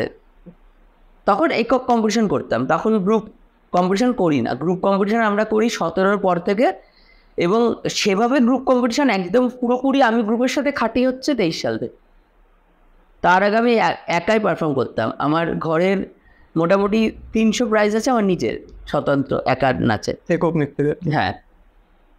এবং ওই ওই যুব উৎসবে পারফর্ম করতে গিয়ে তখন আমি জীবনে প্রথম রবীন্দ্রনাথে পারফর্ম করলাম। যে বলেছিল যে রবীন্দ্রনাথ নাচবো না, রবীন্দ্রনাথে পারফর্ম করি এবং দ্বিতীয় স্থান পেয়েছিলাম। আমার রাজ্যে প্রথম নাহলে যাওয়া যায় না, মানে ওখান থেকে তো ব্লক থেকে জেলায় যাওয়া, প্রথমদের নিয়ে। হ্যাঁ হ্যাঁ। তো রবীন্দ্র নৃত্য পারফর্ম করলাম, তখন কিছুই বুঝতাম না, একদম সত্যি কথা, কোনো মানে জ্ঞান নেই রবীন্দ্র নৃত্যের ঘরানা বা রবীন্দ্র নৃত্যের যে প্রসার এতটা, বা রবীন্দ্রনাথ এত কিছু করেছিল নাচটা নিয়ে, কিছুই জানতাম। মানে তুমি T20 খেলো, একটু ওয়ানডে খেলে এসছো, কিন্তু জানো না সেরকম কি আর কি ব্যাপার। না, ব্যাপারটা হয়ে গেছে যে আমি মানে রবীন্দ্রনাথের পুরো ঘরানাটাই আলাদা। যেগুলো আমি র্যাকেট খেলি, একদিন গিয়ে একটু টেবিল টেনিসে মেরে এসেছি, ওটা একেবারেই আলাদা, একেবারে আলাদা বিষয়। তবুও পারফর্ম করি, হয়তো নাচের ধরন ভালো লেগেছিল তাই দিয়েছিল প্রাইজ। এরপর মনের মধ্যে ইন্টারেস্ট জাগে যে রবীন্দ্রনাথে আমি সেকেন্ড হলাম, তাহলে কি এমন জিনিস আছে, তাহলে ওরা ফার্স্ট হলো কেন। বাড়ি এসে রিসার্চ শুরু করি, মানে আমি একটু টুকটাক রিসার্চ ওয়ার্কটা করতাম বাড়িতে। রিসার্চ ওয়ার্ক বলতে ওই গুগল ঘাটা, কারণ অতটা তো আর সামর্থ্য ছিল না সবসময় গিয়ে শেখা। গুগল ঘাটলাম, নানা রকম নাচ দেখলাম, তারপর পড়লাম যে রবীন্দ্রনাথ নাচের সৃষ্টি করেছিল। তার সে নিজে, এমনকি এটা আমরা অনেকেই জানি না যারা নাচ গান করে না, রবীন্দ্রনাথ নিজের তালও বানিয়েছিল। আমরা দাদরা কাহার বা ত্রিতাল যেমন শিখেছি, সেরকম রবীন্দ্রনাথ নিজস্ব তাল বানিয়েছিল, যে তালকে কেন্দ্র করে উনি গান করতেন। মানে ওরকম উনি 6টা তাল বানিয়েছিল। 6টা তাল: ঝম্পক, ষষ্ঠী, রূপকরা, নবতাল, নবপঞ্চ আর একাদশী। এই 6টা তাল আছে, যে তালগুলোতে উনি গান করেছে, যেগুলো আমরা জানতাম না, এগুলো জেনেছি। এরপর জেনেছি রবীন্দ্র নৃত্যে কিন্তু মানে অনেকে অনেক মতবাদ দেয়, রবীন্দ্র নৃত্যের কিন্তু ড্রেসের কোনো মানে বাধা নেই যে তুমি এটা পরতে পারবে না, শালীনতাযুক্ত যে কোনো পোশাকই পরতে পারবে, রবীন্দ্রনাথ লিখে গেছেন। আর রবীন্দ্র নৃত্যের ঘরানাটা এটাই যে রবীন্দ্র নৃত্যে নাচের ভাবটাকে বেশি দেখাতে হয়, মানে দুমদাম নেচে গেলে হবে না। নাচের যে ভেতরের যে এক্সপ্রেশন, যে কথাটা, যে রস, যে উনি তো এক একটা সিচুয়েশনে গান লিখতেন, মানে ওনার জীবনের সাথে মিলিয়ে তো সিচুয়েশানগুলো হতো, সেরকমই তাদের সিচুয়েশান অনুযায়ী তার মনে যে বডি ল্যাঙ্গুয়েজটা এসেছিল, তার বডিতে যে কম্পনটা এসেছিলো, সেটা বোঝানো হচ্ছে রবীন্দ্র নৃত্য। এগুলো জানলাম। মানে কেউ যদি দুঃখের রবীন্দ্র নৃত্যে মানে প্রদর্শনী করে, সে যেন দুঃখ ফুটিয়ে উঠতে, হ্যাঁ মানে তাকে বোঝাতেই হবে, যদি আরো কারে ভালোবাসো, আরো ফিরে নাই, আর দর্শক এবং হ্যাঁ সেই ফিলটা যেন দর্শক পর্যন্ত পৌঁছায়, এটাই রবীন্দ্রনাথ বলেছিল যে রবীন্দ্র নৃত্য হবে ভাব সমন্বিত, মানে ভাবটা থাকবে নাচে। আর রবীন্দ্রনাথের পোশাক তো বললাম, আর রবীন্দ্রনাথ নাচটা কীভাবে দেখেছিলেন, উনি নানান জায়গায় তো ঘুরতেন, উনি তো নিজেও স্কুলে যাননি, নিজের পড়াশোনা নিজেই করতেন, নানা জায়গায় ঘুরেছিলেন। উনি মণিপুরি নাচ দেখেছিলেন, নানা রকম ক্লাসিক্যাল ডান্স দেখেছিলেন, তো সব কিছুকে সমন্বিত করে উনি রবীন্দ্র নৃত্যের কথা ভেবেছিলেন। এবং রবীন্দ্রনাথে ওই ব্যালেট আঙ্গিকের যে দোলন বা দোলা যেটা, সেই ব্যাপারটাও থাকে, এগুলো জানলাম। এছাড়াও ফোক ডান্স নিয়েও পড়াশোনা করেছিলাম। ফোক ডান্স বলতে আমাদের ওয়েস্ট বেঙ্গলের তো নানা রকম, মানে আমি জানতামই না যে ওয়েস্ট বেঙ্গলের ফোক ডান্স এত কিছু হয়, মানে ঝুমুর, সাঁওতালি, হ্যাঁ মানে আমি ওয়েস্ট বেঙ্গলে থেকে আমি জানতাম না এত ফোক ডান্স হয়, যেগুলো আস্তে আস্তে ওই যুব উৎসব করার পরে না আমার ওই চেতনাটা আসলো যে এখানে ফোক ডান্সের উপরে এত কিছু হচ্ছে, তাহলে ফোক ডান্স কি, কেন, কোথা থেকে আসলো, কীভাবে হলো? আমাদের ওয়েস্ট বেঙ্গলে সেই ঝুমুর, লাঠি, তারপরে কাঠি নৃত্য, এদিকে রাই বেশে, ছৌ, কত নাচ রয়েছে। এগুলো আমরা তো নাচ মানেই বুঝি যে কিছু একটা করছে গানের সাথে, বা নাচ মানে মেন যেটা বোঝায়, নাচ মানে সেই গানের ভাবটাকে প্রদর্শন দেখানো। কিন্তু আসলে সেটা না, এক একটা নাচের পুরো ভাবটা আলাদা থাকে, এক একটা নাচে এক এক রকম স্টেপ করতে হয়। সেই চেতনাগুলো আস্তে আস্তে মনে আনার পরে নাচ শেখাতে শুরু করলাম, এবং স্টুডেন্টরাও কম্পিটিশনে গেলে পুরস্কার পেত। এবার সেখান থেকেও স্টুডেন্ট আসতো, মানে আমার স্টুডেন্টরা ফার্স্ট সেকেন্ড থার্ড হচ্ছে দেখে তখন তারা কোয়ারি করতো যে এই স্টুডেন্টটা কার, কোথা থেকে আসছে। বা বিচারকরা বলতেন যে তোমার নাচের স্টেপগুলো ভালো, মানে এই যে ভালো ভালো একটা ব্যাপার, এটার থেকেও স্টুডেন্ট এসছে। এবং এটার থেকেই একটা সময় গিয়ে মনে করেছি যে নাচ নিয়ে এগোনো যেতে পারে, নাচটাকে অ্যাজ এ পেশা নেওয়া যেতে পারে। কারণ একটা মানুষের জীবনে আলটিমেটলি এটাই তো লক্ষ্য, যে টাকাটা আসবে এবং আমি বুড়ো বয়সে ভালো থাকবো, বা আমার বয়স হয়ে গেলে যখন আমি কাজ করতে পারবো না তখন যাতে আমার কাছে টাকাটা থাকে, এটাই ফ্যাক্ট একটা লাইফে। এবং আর একটা বিষয় কি, সরকারি চাকরি তো সবাই পায় না, লাখ লাখ ছেলে খাটছে, সেরকমই নাচেও শাইন সবাই করে না, অনেকে খাটছে, যারা যারা সেরকম অধ্যবসায় রয়েছে তারাই শাইন করে। কেউ পেশা বানাও বা কেউ শখ বানাও, একটা লেভেল দিতে হবে। এবার সেটা হচ্ছে কথা, যেমন চাকরির পরীক্ষা কি, মানে অনেকে আছে ওই নাচের এই শখের কথা বলে না, পড়াশোনাটাও কিন্তু আবার তার মানে মনে হয় শখ। সবাই কি করে, গ্র্যাজুয়েশনটা পাস করবো, শখ কেন করবো জানা সব শেষ। এটা তাহলে তো হিসাব মতো একই হচ্ছে, শখ। গ্র্যাজুয়েশনটা পাস করবো, তারপরে কি করব, কিছু একটা কাজ করব। এবার সেটা কোম্পানির জব হতে পারে, কাজটার জন্য হয়তো গ্র্যাজুয়েশন দরকার আছে না, সেটা কোম্পানির জব হতে পারে, অনেকে এমনি কাপড় দোকানেও কাজ করছে, বা এটা আইটিআই করে যেটা। হ্যাঁ, সেটাই বলছি যে তাহলে ওই একই ব্যাপার, যে নাচটা অনেকে ভাবে যে নাচটা করি ভালো লাগে, শখ, পরে গিয়ে সে ভাবে যে আজ থেকে আমার আর্নিংটা আসছে, অ্যাজ এ পেশা হয়ে গেল। সেরকমই পড়াশোনা সবাই করছে, ডিএলএডটা করলাম বা এটা করলাম, করে রাখলাম, সব কোনো কাজে তো লাগবে। সেটার থেকে যখন দেখছে যে এই ব্যাপারটা থেকে আমার আর্নিংটা আসছে, তখন সেটা গিয়ে হয়ে যায় তার পেশা। তো সেরকমই নাচকে যে পেশা ভাববো বা এরকম মেন্টালিটি সেভাবে ছিল না। তবে একটা সময় গিয়ে দেখেছি আর নাচ থেকে আর্নিংটা আসছে। আমার নিম্নবিত্ত ফ্যামিলিতে, যেখানে আমি ভাবতাম যে আজকে খেলে কালকে থাকবে, তো সেই ভাবনাটা এখন ভাবতে হয় না, এটা হচ্ছে বিষয়। তুমি অন্য একটা দিক ভালোভাবে আলোকিত করলে, ওই জায়গাটা আমার আর পরবর্তীতে করা লাগবে না। একাডেমিক যে বিষয়টা আমি শুনতে যাচ্ছিলাম তোমার কাছে, যে আবহাওয়া নতুন কেউ আসলো, কোনো ছেলে কোনো মেয়ে, একেবারে আর্ন করা, কীভাবে শুরু করো? একদিন হয়তো যদি আমার ইচ্ছা করে একবার তোমার ওখানে যাবো, ঠিক আছে, এগুলো নিয়ে দেখার জন্য লোকের সাথে কথা। অবশ্যই অবশ্যই অবশ্যই। আমি বলছি, যখন একটা স্টুডেন্ট আসে সেটা এবার বয়স অনুযায়ী হয়। ধরো যেমন আমাদের স্কুলে গেলে কি টডলারদের দেওয়া হয় এলকেজি, একটু বড় হলে সে যাচ্ছে ইউকেজি, এইভাবে হয়। তো সেইভাবেই বয়স অনুযায়ী আমাদেরও ক্লাস করা আছে, আমাদের ক্লাসে এভাবে বয়স অনুযায়ী সব ভাগ আছে। এবার ধরো একদম যারা নিচের টডলার ব্যাচ, তাদের মধ্যে আবার 3টে ভাগ আছে, যে একদম নতুন, একটু ভালো, একটু ভালো। তো সেইভাবে ব্যাচে দেওয়া হয়, এবং এক একটা ব্যাচে আমাদের এক একটা বয়স অনুযায়ী স্টেপ থাকে, সেই স্টেপগুলো করানো হয়। এবং তুমি প্রথমে ভাগ করলে একটু ভালো কিনা, তারপরে আবার বয়স ভিত্তিক। প্রথমে বয়স ভিত্তিক, আচ্ছা, বয়স ভিত্তিকের মধ্যে এবার আসছে সে কি একদম নতুন, একদম আন করা কিছুই পারবে না, ওই দিকে করো, তাহলে একদম শনিবারের ব্যাচে চলে যাও, এটা ব্যাপার। মানে এই ব্যাচে যাও তুমি, একটু আগে নাচ 1-2 মাস করেছে, এখানে যাও। এবং তারপরে বয়সেও আবার 2টো ব্যাচ আছে, এরকম ব্যাচ করা আছে। এবার যদি কেউ বড় হয়ে আসে নাচ করতে, তখন আইডেন্টিফাই করতে হবে সেই ছেলেটি বা মেয়েটির মধ্যে আদেও কি নাচ নিয়ে এগোনোর ইচ্ছা আছে, নাকি সে শুধুই দেখতে আসছে, ঘুরতে আসছে, নাচ শিখি, নাচ করতে আসলো। হ্যাঁ, ঘুরতে আসে, একটা শেখার জায়গায় ঘুরতে আসে বলতে কি 2 দিন আসলাম, নাচ শিখলাম, তারপরে আসলাম। হুজুক ইচ্ছা হয়েছিল নাচ শিখি, রিলস করবো বাড়ি। আচ্ছা, এবার তাদেরও আমরা আইডেন্টিফাই করতে পারি যে এবার না, যে নাচের যে আমার মনে হয় যে একটা শিল্পী সে কিন্তু জন্ম নেয়, মানে আমার মনে হয় না যে তার মধ্যে শিল্পের বীজ বপন করা যায় বা শিখছে বলে হলো। যে মানুষটা নাচবে না বড় হয়ে জীবনে শিল্পী হবে, তার ভেতরে সেটা থাকে।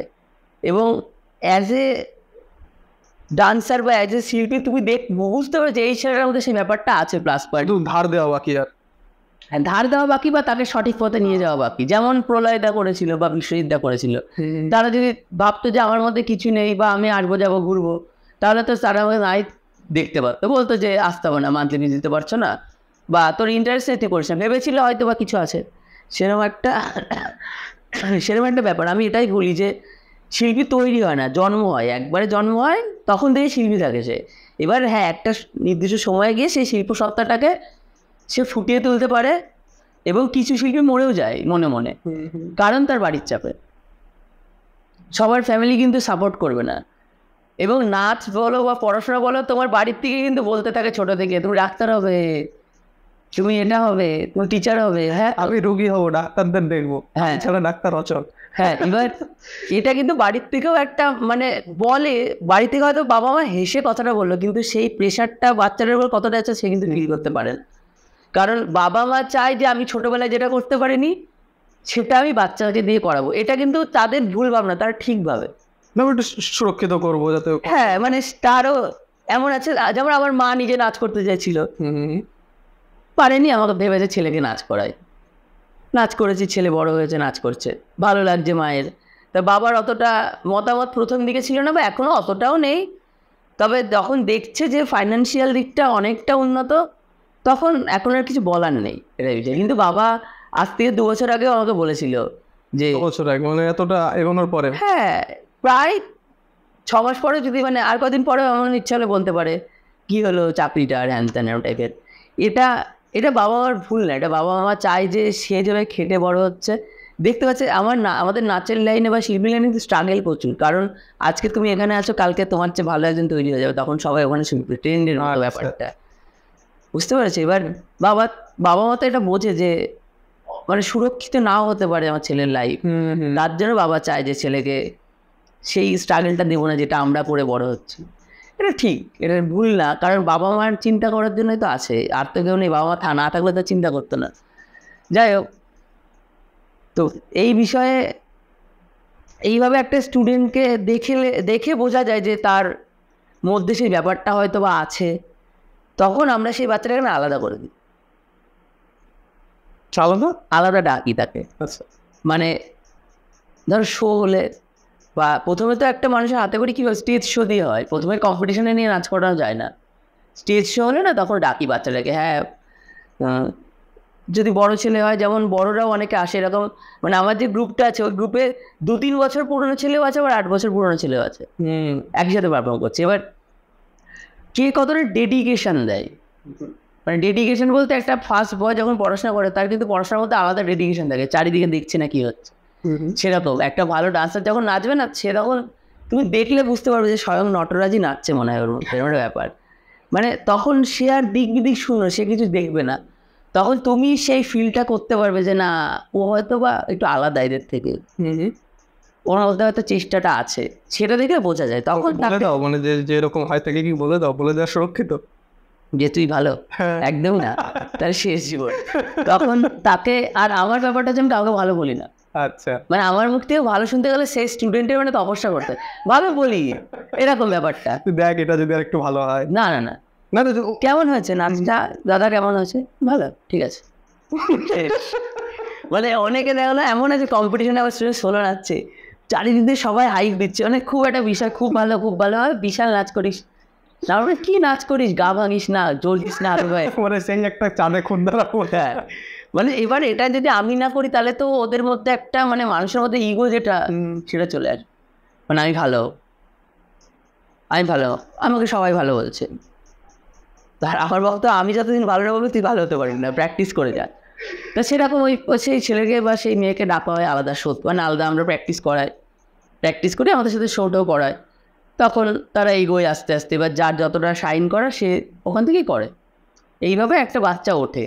আর কিছু বাচ্চা আর্ন করে থাকে, তাদের পেছনে বেশি করে এফোর্ট দিই আমরা। মানে আমাদের ক্লাসে আমি বাদেও আরও যারা রয়েছে আমাকে হেল্প করার জন্য, টিচাররা, তারা এফোর্ট দেয়, তাদেরকে আমি বলে দিই যে এই বাচ্চাটা একটু উইক আছে দেখিস, সেভাবে তাকে একটু দেখা হয়, যাতে একটা ব্যাচে আমাদের এক একটা ব্যাচে 18টা বাচ্চা থাকলে 3টে বাচ্চা উইক থাকে, 15টায় স্ট্রং হয়ে যায়। করতে করতে উইক বাচ্চাগুলোকে আমাদের একটু ভালো করে দেখতে হয়, তাদের আগে দাঁড় করিয়ে বেশি বেশি বলে টলে আমরা একটু বকে টকে করাই, মানে কারণ সব কিছুতে শাসন দরকার আমার মনে হয়। এখন যেমন শিক্ষাক্ষেত্রে শাসন উঠে গেছে, হ্যাঁ, মারা ধরা মানে একেবারে মারা ধরা দরকার নেই, শাসন অনেক রকম হয়। আগে যেমন দেখতাম কি মানে বাড়ির যত ঝাল আছে সেটা যেন বাচ্চাটার উপর দিয়ে এগুলো বাদ দিয়ে যদি কিন্তু তাতে কি হতো, তাতে কিন্তু ক্ষতি হতো না, বাচ্চা কিন্তু আগে ভালোই তৈরি হতো। স্কুলে পড়াশোনা করা বাচ্চা অনেক ভালো হতো, এখন সেটা নেই। তবে আমাদের ক্লাসে আমরা বকে করাই, মানে মারি না কাউকে, তবে আমরা বকা দিই, ভয় দেখাই। কারণ তার বাবা মাও একটা আশা নিয়ে কিন্তু আসছে, মাস গেলে যে আমাদের একটা ফিস দিচ্ছে, আমরা ইচ্ছা করলে তাকে বকলাম না, তাকে কিছু বললাম না, টাকা নিয়ে নিলাম, তাহলে 2 বছর পরে বা 1 বছর পরে দেখবে বাচ্চা কিছু শেখেনি, সেই গার্জেন কিন্তু বলতে ছাড়বে না যে ওখানে নাচ শিখতে আমার কিছু শেখেনি। তাহলে আলটিমেটলি ক্ষতিটা আমাদের। একটা মানুষ তো জানতে পারছে যে ওখানে নাচ শিখে কিছু শেখেনি। তার জন্য আমরা যতটা চেষ্টা করি একটা বাচ্চাকে শেখাই, যতটা আমাদের তরফ থেকে যতটা ভালোভাবেও করানো যায়, তাকে কিছুটা হলেও মানে তার মা বাবা 6 মাস পরে যাতে দেখে বুঝতে পারে আমার ছেলে মেয়ের মধ্যে এই চেঞ্জটা এসছে, এরকম বানাই। এবং এগুলো আমরা আমাদের ক্লাসে গেলে সেই চেঞ্জটা দেখতে পাবেই। প্রথম শিখবে বাচ্চা হচ্ছে নিয়মানুবর্তিতা, মানে আমাদের স্কুলে কি হয় কোথায় কি আমরা কিছু জানি না, আমাদের সেটা জানার বিষয় না, বা আমরা সেটা নিয়ে স্কুলে মারে না বলে আমরা বকে না বলে আমরা বকবো না, সেটা হবে না। আমাদের ক্লাসে এখনো বাচ্চারা লাইন দিয়ে ক্লাসে ঢোকে, মানে তুমি গেলে দেখতে পারবে যে ক্লাসের দরজার বাইরে 4টেই ক্লাস থাকলে যদি কেউ 3:50 চলে আসে বা 4টে বাজতে 5 মিনিট আগে চলে আসে, বাচ্চা লাইন দিয়ে চুপচাপ দাঁড়িয়ে আছে। মানে এই না যে বাচ্চা মায়ের সাথে গল্প করছে, মা এসে ক্লাসের মধ্যে হেঁটে হেঁটে দিয়ে গেল, সব হবে না। বাচ্চা ওই লাইনেই দাঁড়াবে এবং সুন্দর, ওদের বলা আছে ওরা সুন্দর দরজা করে নিজে ওদের ঢুকে লাইনে লাইন করে বসে পড়বে ক্লাসে। মানে এইটা একটা শিক্ষা, এই শিক্ষাটা শিখতে কিন্তু একটা মানুষের অনেক দিন লাগে। এবার সেগুলো আমাদের ক্লাসে এসে এইটুকু শিক্ষা পাবে এসে। আমরা এই ক্লাস থেকে ছেড়ে দেবো, নাচের ক্লাস থেকে ছাড়লে যোগার ক্লাসে যাবে, যোগার ক্লাসে গেলে তারা নিয়ম মাফিক লাইন করে সুন্দরভাবে যাবে। নাচের সাথে যোগা হয় এগুলো তো তুমি বলবে এক করে। হ্যাঁ বলছি, আমি ক্লাসে যাচ্ছি এবং নাচের সাথে সাথে তারা নিয়ম মাফিকই যাবে আর একটা ঘরে। এরকম না যে ছেড়ে দিলাম হুটোপাটা, স্কুলে প্রাইমারি স্কুলে কি হয়, ছেড়ে দিলে বাচ্চা দৌড়ে দৌড়ে যাচ্ছে টিফিন খেতে, একটা বাচ্চা পড়ে গেল তার লাগলো, এইসব।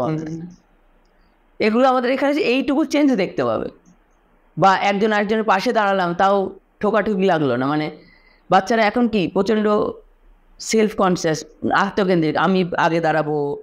আর আমাদের ক্লাসের নিয়ম, আরেকটা নিয়ম, মানে পরিকাঠামো যেহেতু শুনছিস, আরেকটা নিয়ম আছে, মানে লাইন থাকে ক্লাসে, first line, second line, third line.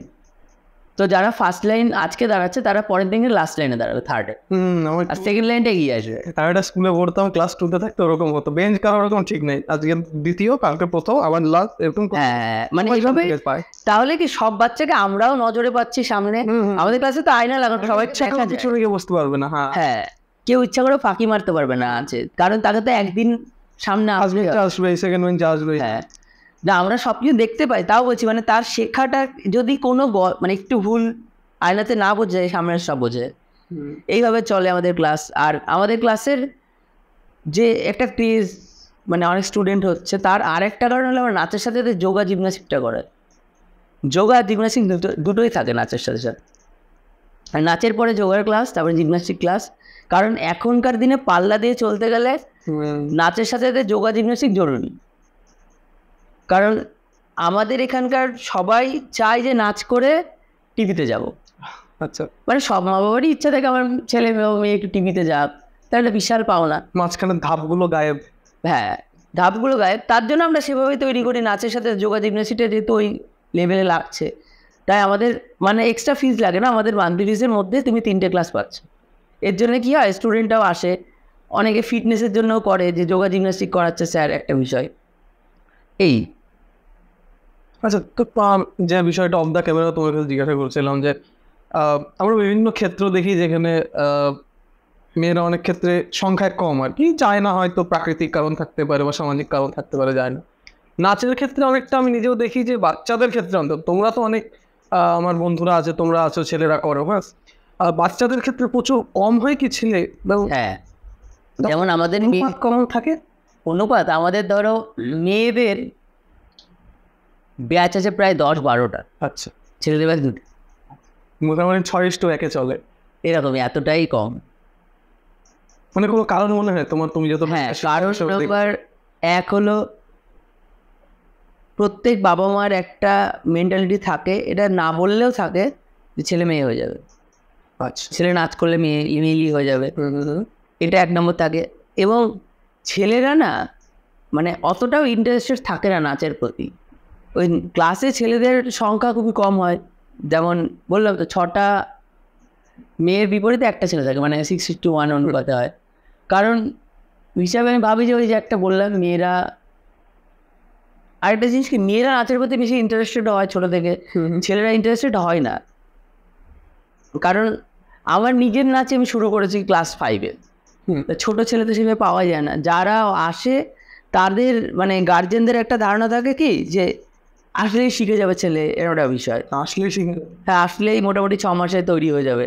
এবার কিন্তু ছেলেদের নাচ শেখাতে গেলে আমাদের এখানে আর ছেলেদের না, ওই নর্মালি মেয়েদের কিছু নর্মাল নাচ হয়, যেমন বিউরে লগন বা একদম নর্মাল যেগুলো পাতি বাংলা যে সমস্ত প্রচলিত গান, সেগুলো করানো যায়। কিন্তু একটা ছেলেকে তুই এভাবে তৈরি করলে সমস্যা, কারণ ছোট থেকে তার মধ্যে একটা মেল পাওয়ার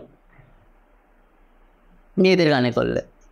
তাই আমাদের এখানে ছেলেদেরকে ছেলেদের মতো নাচই করানো, একটু ওয়েস্টার্নাইজড, একটু কঠিন।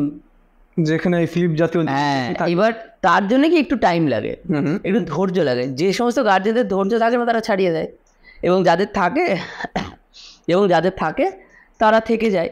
কিন্তু ছেলেদের ব্যাপারটা কি হয় যে মেয়েরা অনেক থাকে, তাদের মধ্যে সবাই ভালো নাচে, কিন্তু গুটি কয়েক খুব ভালো নাচে। আর ছেলেদের মধ্যে যে সমস্ত ছেলেরা টিকে যাবে তারা ভালো নাচবে, এরকম একটা বিষয়। বা সংখ্যায় কম, মানে ঝালিয়ে সে নিতেই হবে, এরকম এত থাকে যে হ্যাঁ। ভালো পেয়েই যায়। হ্যাঁ হ্যাঁ হ্যাঁ, এই হচ্ছে বিষয়। এর জন্য ছেলেদের নাচের প্রতি একটা ইন্টারেস্ট কম থাকে, আর স্টুডেন্ট সংখ্যা একটু ছেলের সংখ্যা কমই হয়।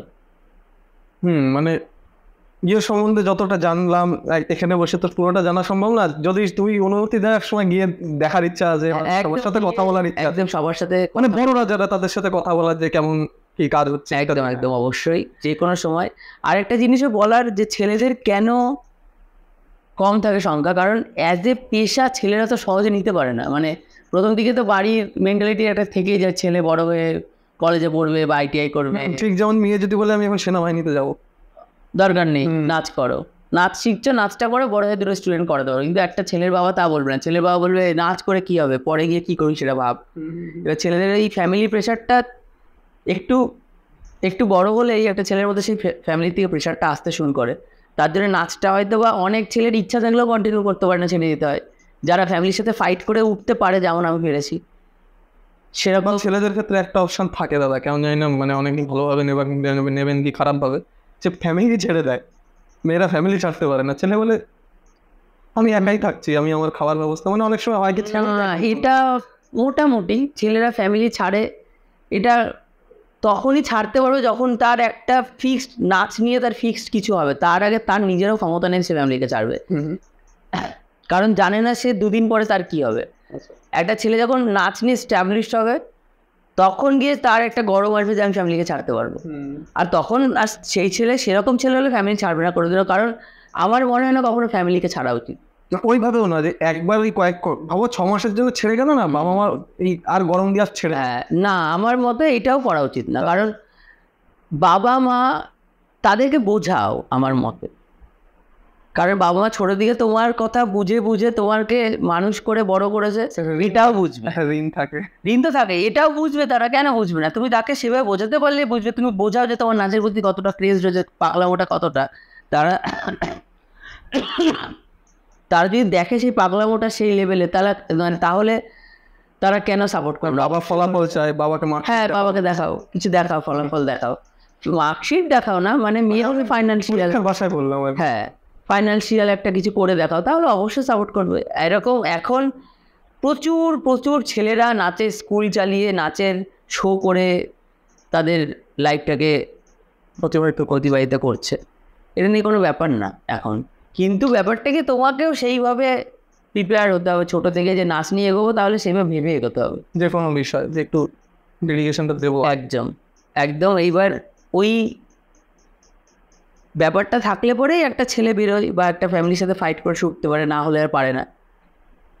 এর জন্য ছেলেদের সংখ্যাটা নাচের ইয়েতে কমতে থাকে আস্তে আস্তে।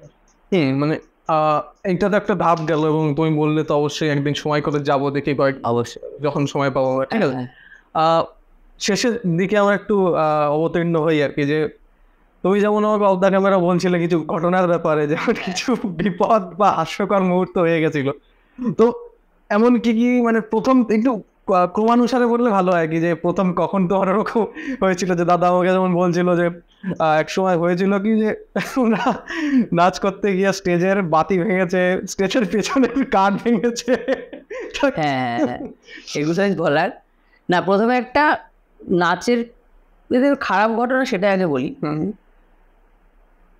2017 সাল আমরা রাজ্যের জন্য প্রথমবার ট্রাই করেছি, মানে রাজ্য যুবতে প্রথম ব্লকে ফার্স্ট হয়েছে, জেলায় ফার্স্ট হয়েছে, তারপরে গেছি হচ্ছে রাজ্যে যাওয়ার পরে রাজ্যে নাচের সময় অনস্পট আমাদের টিমে আমরা 3 জন ছিলাম, একজনের পায়ের লিগামেন্ট ছিঁড়ে যায় নাচের মধ্যে করতে করতে। নাচে তখন 80% হয়ে গেছে, বাকি 20% বাকি। তো তখনও কিন্তু সে ছেড়ে দেয়নি হাল, সে আমাদের সাথে পুরো ব্যাপারটা কন্টিনিউ করেছিল, এবং তার লাস্টে একটা স্টেপ ছিল পায়ের পাতায় ভেঙে রাখা, সে রাখতে পারছিল না। তার পায়ে এরকম আমরা নাচের শেষে দেখতে পাচ্ছি অনস্পট সে এরকম পা তুলছে আর পায়ের পাতার একা একা নেমে যাচ্ছে, চুলসা নেমে যাচ্ছে, এবং ওইভাবেই আমাদের পারফরমেন্স শেষ হয়। পারফরমেন্স ভালো হয়েছিল, কিন্তু একটা পা ভেঙে যাওয়ার পরে সেই ভালোটা আর ভালো থাকে না, তাই ওইবার আমরা কোনো পজিশন পেয়েছিলাম না। কিন্তু ওইটার পর আমাদের বাড়ি আসতে মানে ওই যে একটা দুর্বিষহ বিষয়, তখন আমাদের ফাইন্যান্সিয়াল প্রবলেম একদমই খারাপ, কারণ তখন লকডাউনের আগে, তখন আমার কাছে সেরকম স্টুডেন্টও নেই, কিছুই নেই।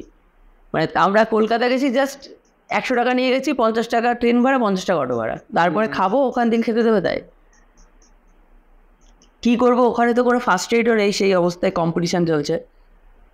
তো ফার্স্ট এড থাকলেও আমাদের অগোচরে, মানে আমরা জানি না, কারণ আমার অত পরিচিত নেই বা আমি অতটাও ক্ষমতা নেই কাকে শুনবো, গিয়ে কী শুনবো, কলকাতার মতো জায়গা, সবাই অচেনা।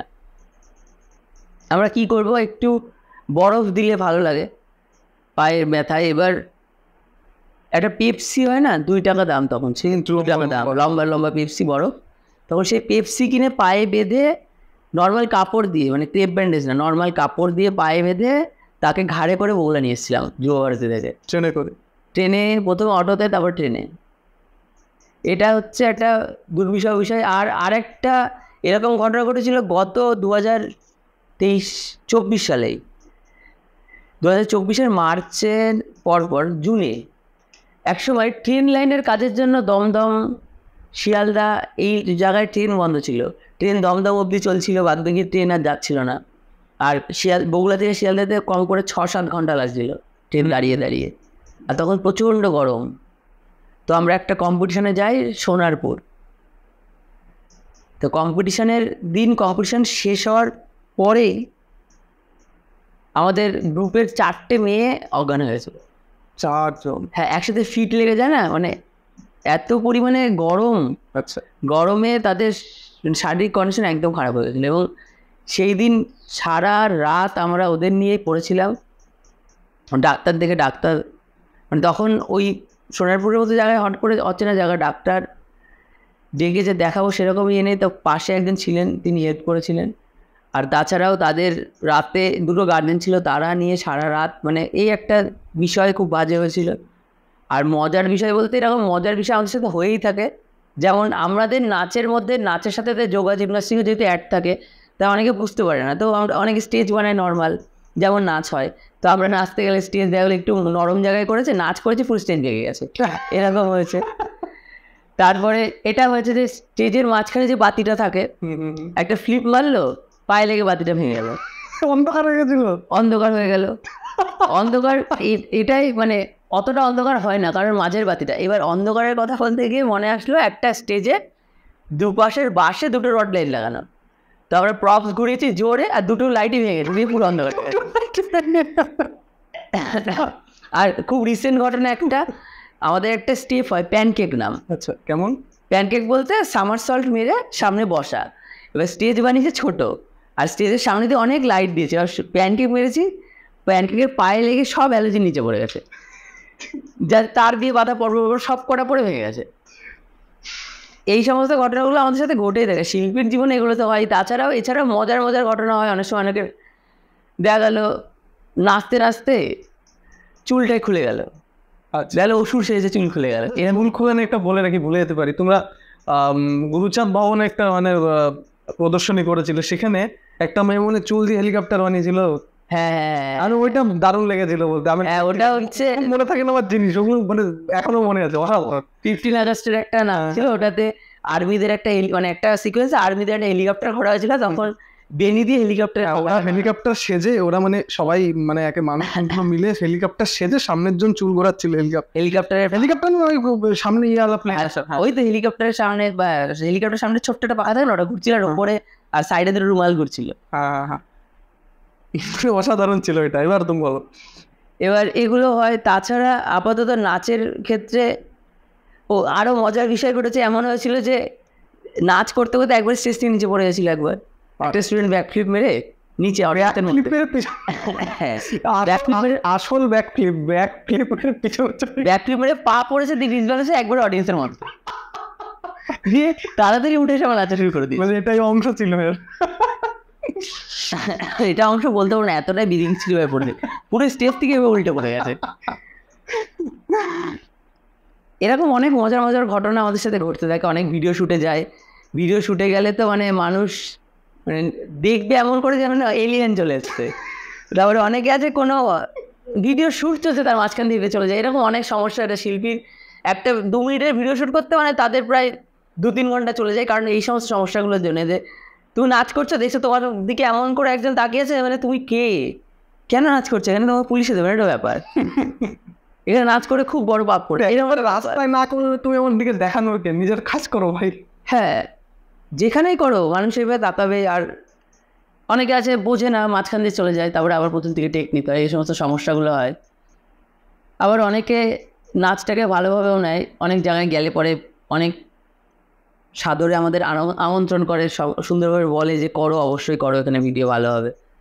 এইভাবেই চলে। এগুলো তো হলো মানে সত্যি ভিডিও থাকলে তো চাইতাম থাকলে দিও, হ্যাঁ, নিজে দেখার জন্য।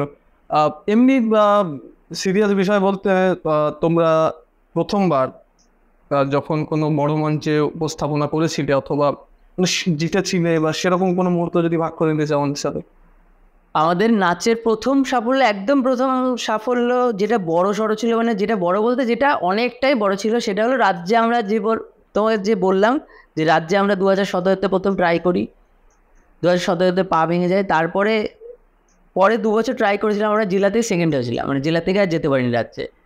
তারপর 2019 সাল, 19-20 রাজ্য যুব উৎসবে আমরা জেলাতে ফার্স্ট হই, দিয়ে রাজ্যে পারফর্ম করি। আমাদের সাবজেক্ট ছিল সৃজনশীল উপস্থাপনা, অর্থাৎ ক্রিয়েটিভ ডান্স। সেখানে আমরা ক্ষুদিরামের ওটা পারফর্ম করেছিলাম। ক্ষুদিরাম বসু, হ্যাঁ, আচ্ছা। এবং ওইবার আমরা প্রথম রাজ্যে ফার্স্টে, মানে ওটা আমাদের কাছে কি পাও না আমরা নিজেরাও বলতে পারবো না। সেই পরপর 2বার হারার পরপর 2বার না, আমি প্রথম 2015-16 সাল থেকে ভেবেছিলাম যে রাজ্যে যাব, এবং রাজ্যে কি ফার্স্ট হবো এটা কখনো ভাবিনি মধ্যে। এবং 2017-তে যাওয়ার পর একটা চিন্তাভাবনা এসেছিল এখানে কি ভালো করে করা যেতে পারে। তারপর ট্রাই 2 বছর ফেলিয়ার, তারপর গিয়ে 2019-এ রাজ্যে চ্যাম্পিয়ন। মানে ওই যে অ্যানাউন্সটা করেছিল না যে নদিয়া জেলার, মানে রাজ্যের প্রথম হচ্ছে নদিয়া জেলা, মানে আমাদের নাম কিন্তু বলেনি, প্রথম হয়েছিল জেলা। মানে আমরা যে জেলাকে রিপ্রেজেন্ট করে, সেটা একটা মানে অনেক বড় পাওনা। এবং তারপরে তো এটা অনেক লেখা হয়েছিল এ নিয়ে, টুকটাক বগুলার অনেক মানুষই জানতে পেরেছিল রাজ্যে প্রথম হয়েছিল। এবং তারপরে পরের বছর আবার ট্রাই করেছিলাম, দিয়ে আমরা আবার ফেলিয়ার হয়েছিলাম। মানে রাজ্যে পরের বছর 2020-তে, তারপরে তো লকডাউন হয়ে যায়, রাজ্য হয় না। তারপরে 2023-এ প্রথম রাজ্য হয়, আবার লকডাউন পর আবার ফার্স্ট হয়েছি আমরা। মানে পরের বার আবার ফেল করবা? পরের বার আর আপাতত হয়নি। তবে ওইবার ফেলিয়ার হয়েছিল আমাদের নিজেদের একটা ছোট্ট ভুলের জন্য। আমরা ঝাঁসি রানী করেছিলাম কনসেপ্ট, তো লাস্টে লড়াইয়ের সময় বাচ্চাটাকে এনেছিলাম না, মানে বাচ্চাটাকে আমরা স্ক্রিপ্টেড না, ভুলিনি, এমনি রেখেছিলাম না যে লড়াইয়ে কেন ঝাঁসি রানীর বাচ্চা থাকলে, এটা ভেবেছিলাম। কিন্তু বিচারক বলেছিলেন ঝাঁসি রানীর বাচ্চা লড়াইয়ের সময় ছিলেন। এই নিয়ে বাদ দিয়ে দিয়েছি। তারপর আমরা 23-এ যে কনসেপ্টটা করি, ওই কনসেপ্টটা করে আমরা গত 23-24 প্রচুর জায়গায় ফার্স্ট হয়েছি। সেটা হলো মোবাইল ছিল আমাদের কনসেপ্ট। মোবাইলের মানে এটা না দেখলে বোঝা যাবে না সামনাসামনি। এটা একটা পুরো একটা ঘটনা যে একটা মানুষ যে অফিস থেকে ফিরেছে, সে দেখছে তার মোবাইলটা নেই। হট করে মোবাইলটা পায় তার পেছন পকেটে, মোবাইলটাই একটা SMS টিং। SMS ঢোকার সাথে সাথে পেছন দিকে একটা ব্ল্যাক কাভারের পেছন দিকে আমার টিম মেম্বার্সে বেরোয়, আমি মানুষটা ছিলাম। তারা এক একটা অ্যাপ হয়, মানে ফেসবুক, হোয়াটসঅ্যাপ, ইনস্টা, তারপরে যেগুলো হয় স্ন্যাপচ্যাট দিয়ে, তখন আমার সাথে তাদের একটা যে দ্বন্দ্ব, যে ওরা আমাকে গ্রাস করতে চায়, আচ্ছা, ওটা নিয়ে আমাদের কনসেপ্ট। মানে এই কনসেপ্টটা আমরা ভেবেছিলাম, এই কনসেপ্টের ভাবনার পেছনে, মিক্সিংয়ের পেছনে সারাদিন লাগিয়েছিলাম, এটা মনে আছে। আমরা সারা রাত নিজেরা ভয়েস দিচ্ছি যে কি হতে পারে, মানে কীভাবে সেই অ্যাম্বিয়েন্স ক্রিয়েট করবো আমরা। এরপর ড্রেসটা আমরা, আর বেশি ড্রেসের কথা বলতে গেলে বেশিরভাগ ড্রেসই আমরা নিজেরা বানাই। নিজেরা বলতে ধরো ড্রেসটাই হোয়াটসঅ্যাপ আঁকা ছিল, সব নিজেদের আঁকা। আচ্ছা, নিজেরা হালকা একটু সেলাই করিয়ে আনলাম ড্রেসটা, নিজেরা হালকা একটু সেলাই করিয়ে আনার পরে পুরোটা ডিজাইন করে নিজেরা, কোথায় কি জড়ি বসবে, কীভাবে কী হবে। লুক সেট, যেটা তোমাকে একটু আগে বললাম যে আজকেও আমাদের একটা নাচের লুক সেট ছিল, সেরকম আমরা লুক সেট করি।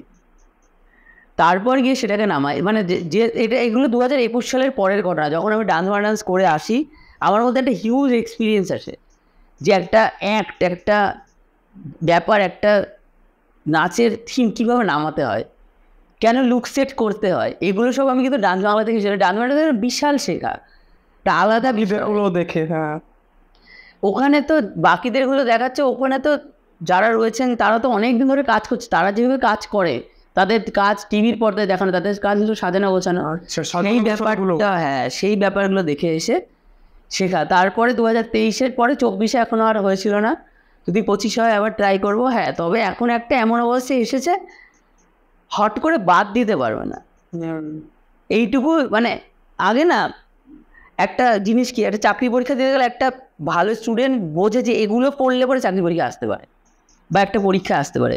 তো তো আমাদের কাছে সেই গানটা এসেছে যে এই টাইপের করলে পরে একটা জায়গায় স্ট্যান্ড করা যেতে পারে বা সবার চেয়ে আলাদা হতে পারে।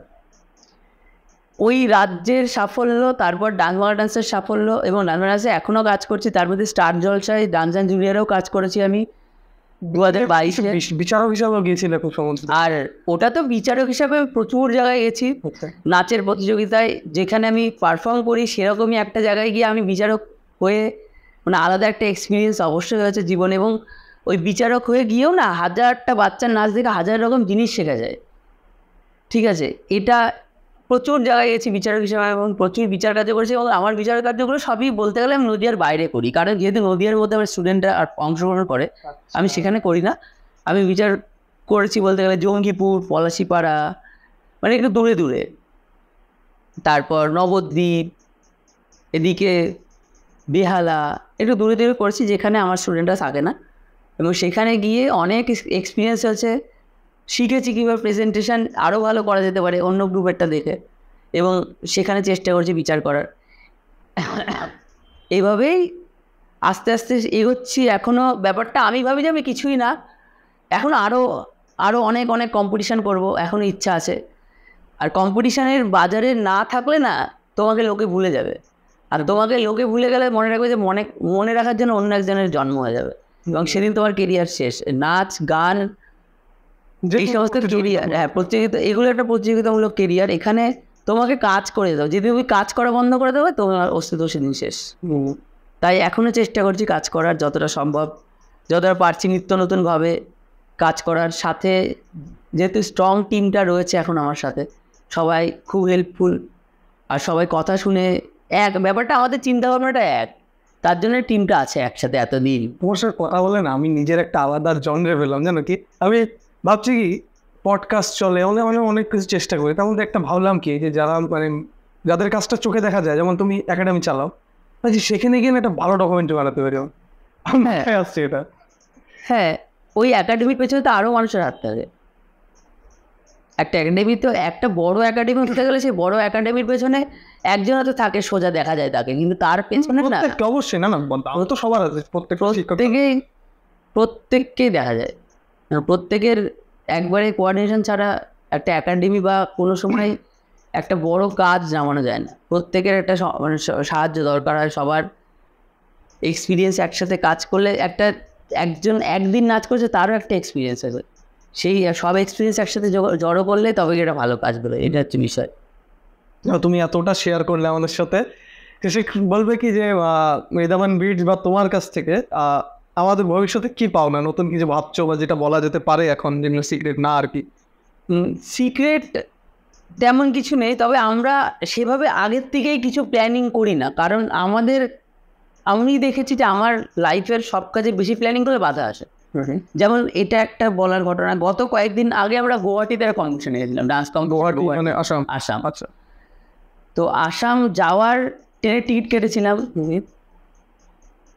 দুদিন আগে ট্রেনই ক্যান্সেল হয়ে গেল।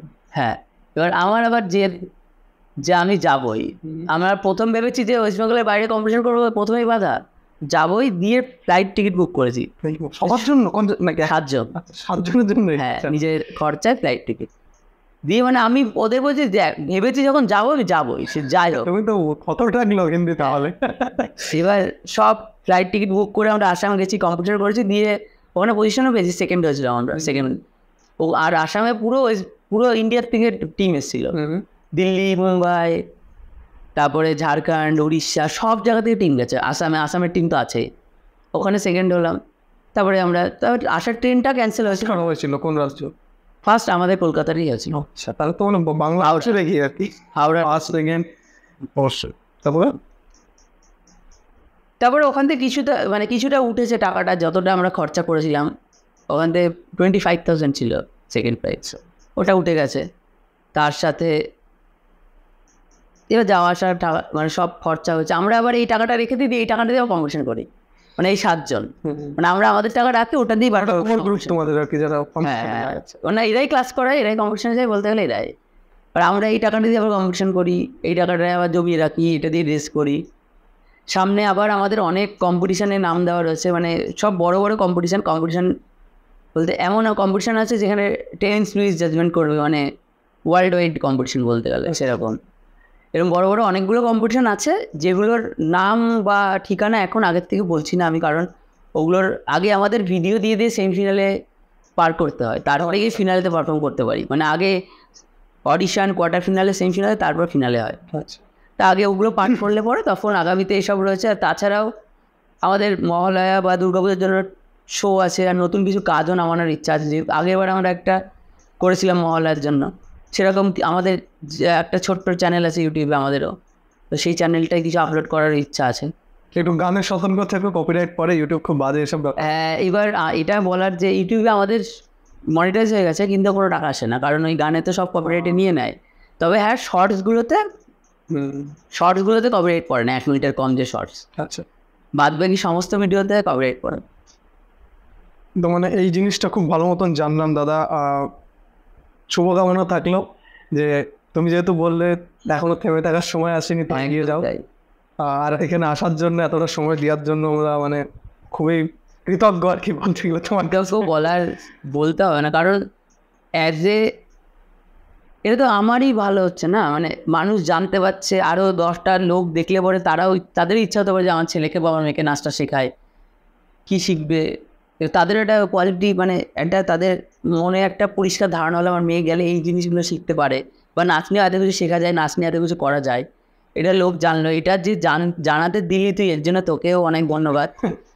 এটা মানে দেখুক সবাই, জানুক। আর সবাই নাচ নিয়ে কোনো মতামত থাকলে অবশ্যই কমেন্ট বক্সে জানাবে, আমরা সেগুলো দেখবো অবশ্যই। এবং আশা করি এটা তোমার শেষ পডকাস্ট না, খালি প্রথম পডকাস্ট। একদম অবশ্যই। এরপরে আরও নাচ বাদেও বা নাচের আনুষঙ্গিক অন্য কোনো বিষয়ে যদি আমরা কাজ করতে পারি, অবশ্যই করবো। ধন্যবাদ দাদা আরেকবার আসার জন্য, ধন্যবাদ।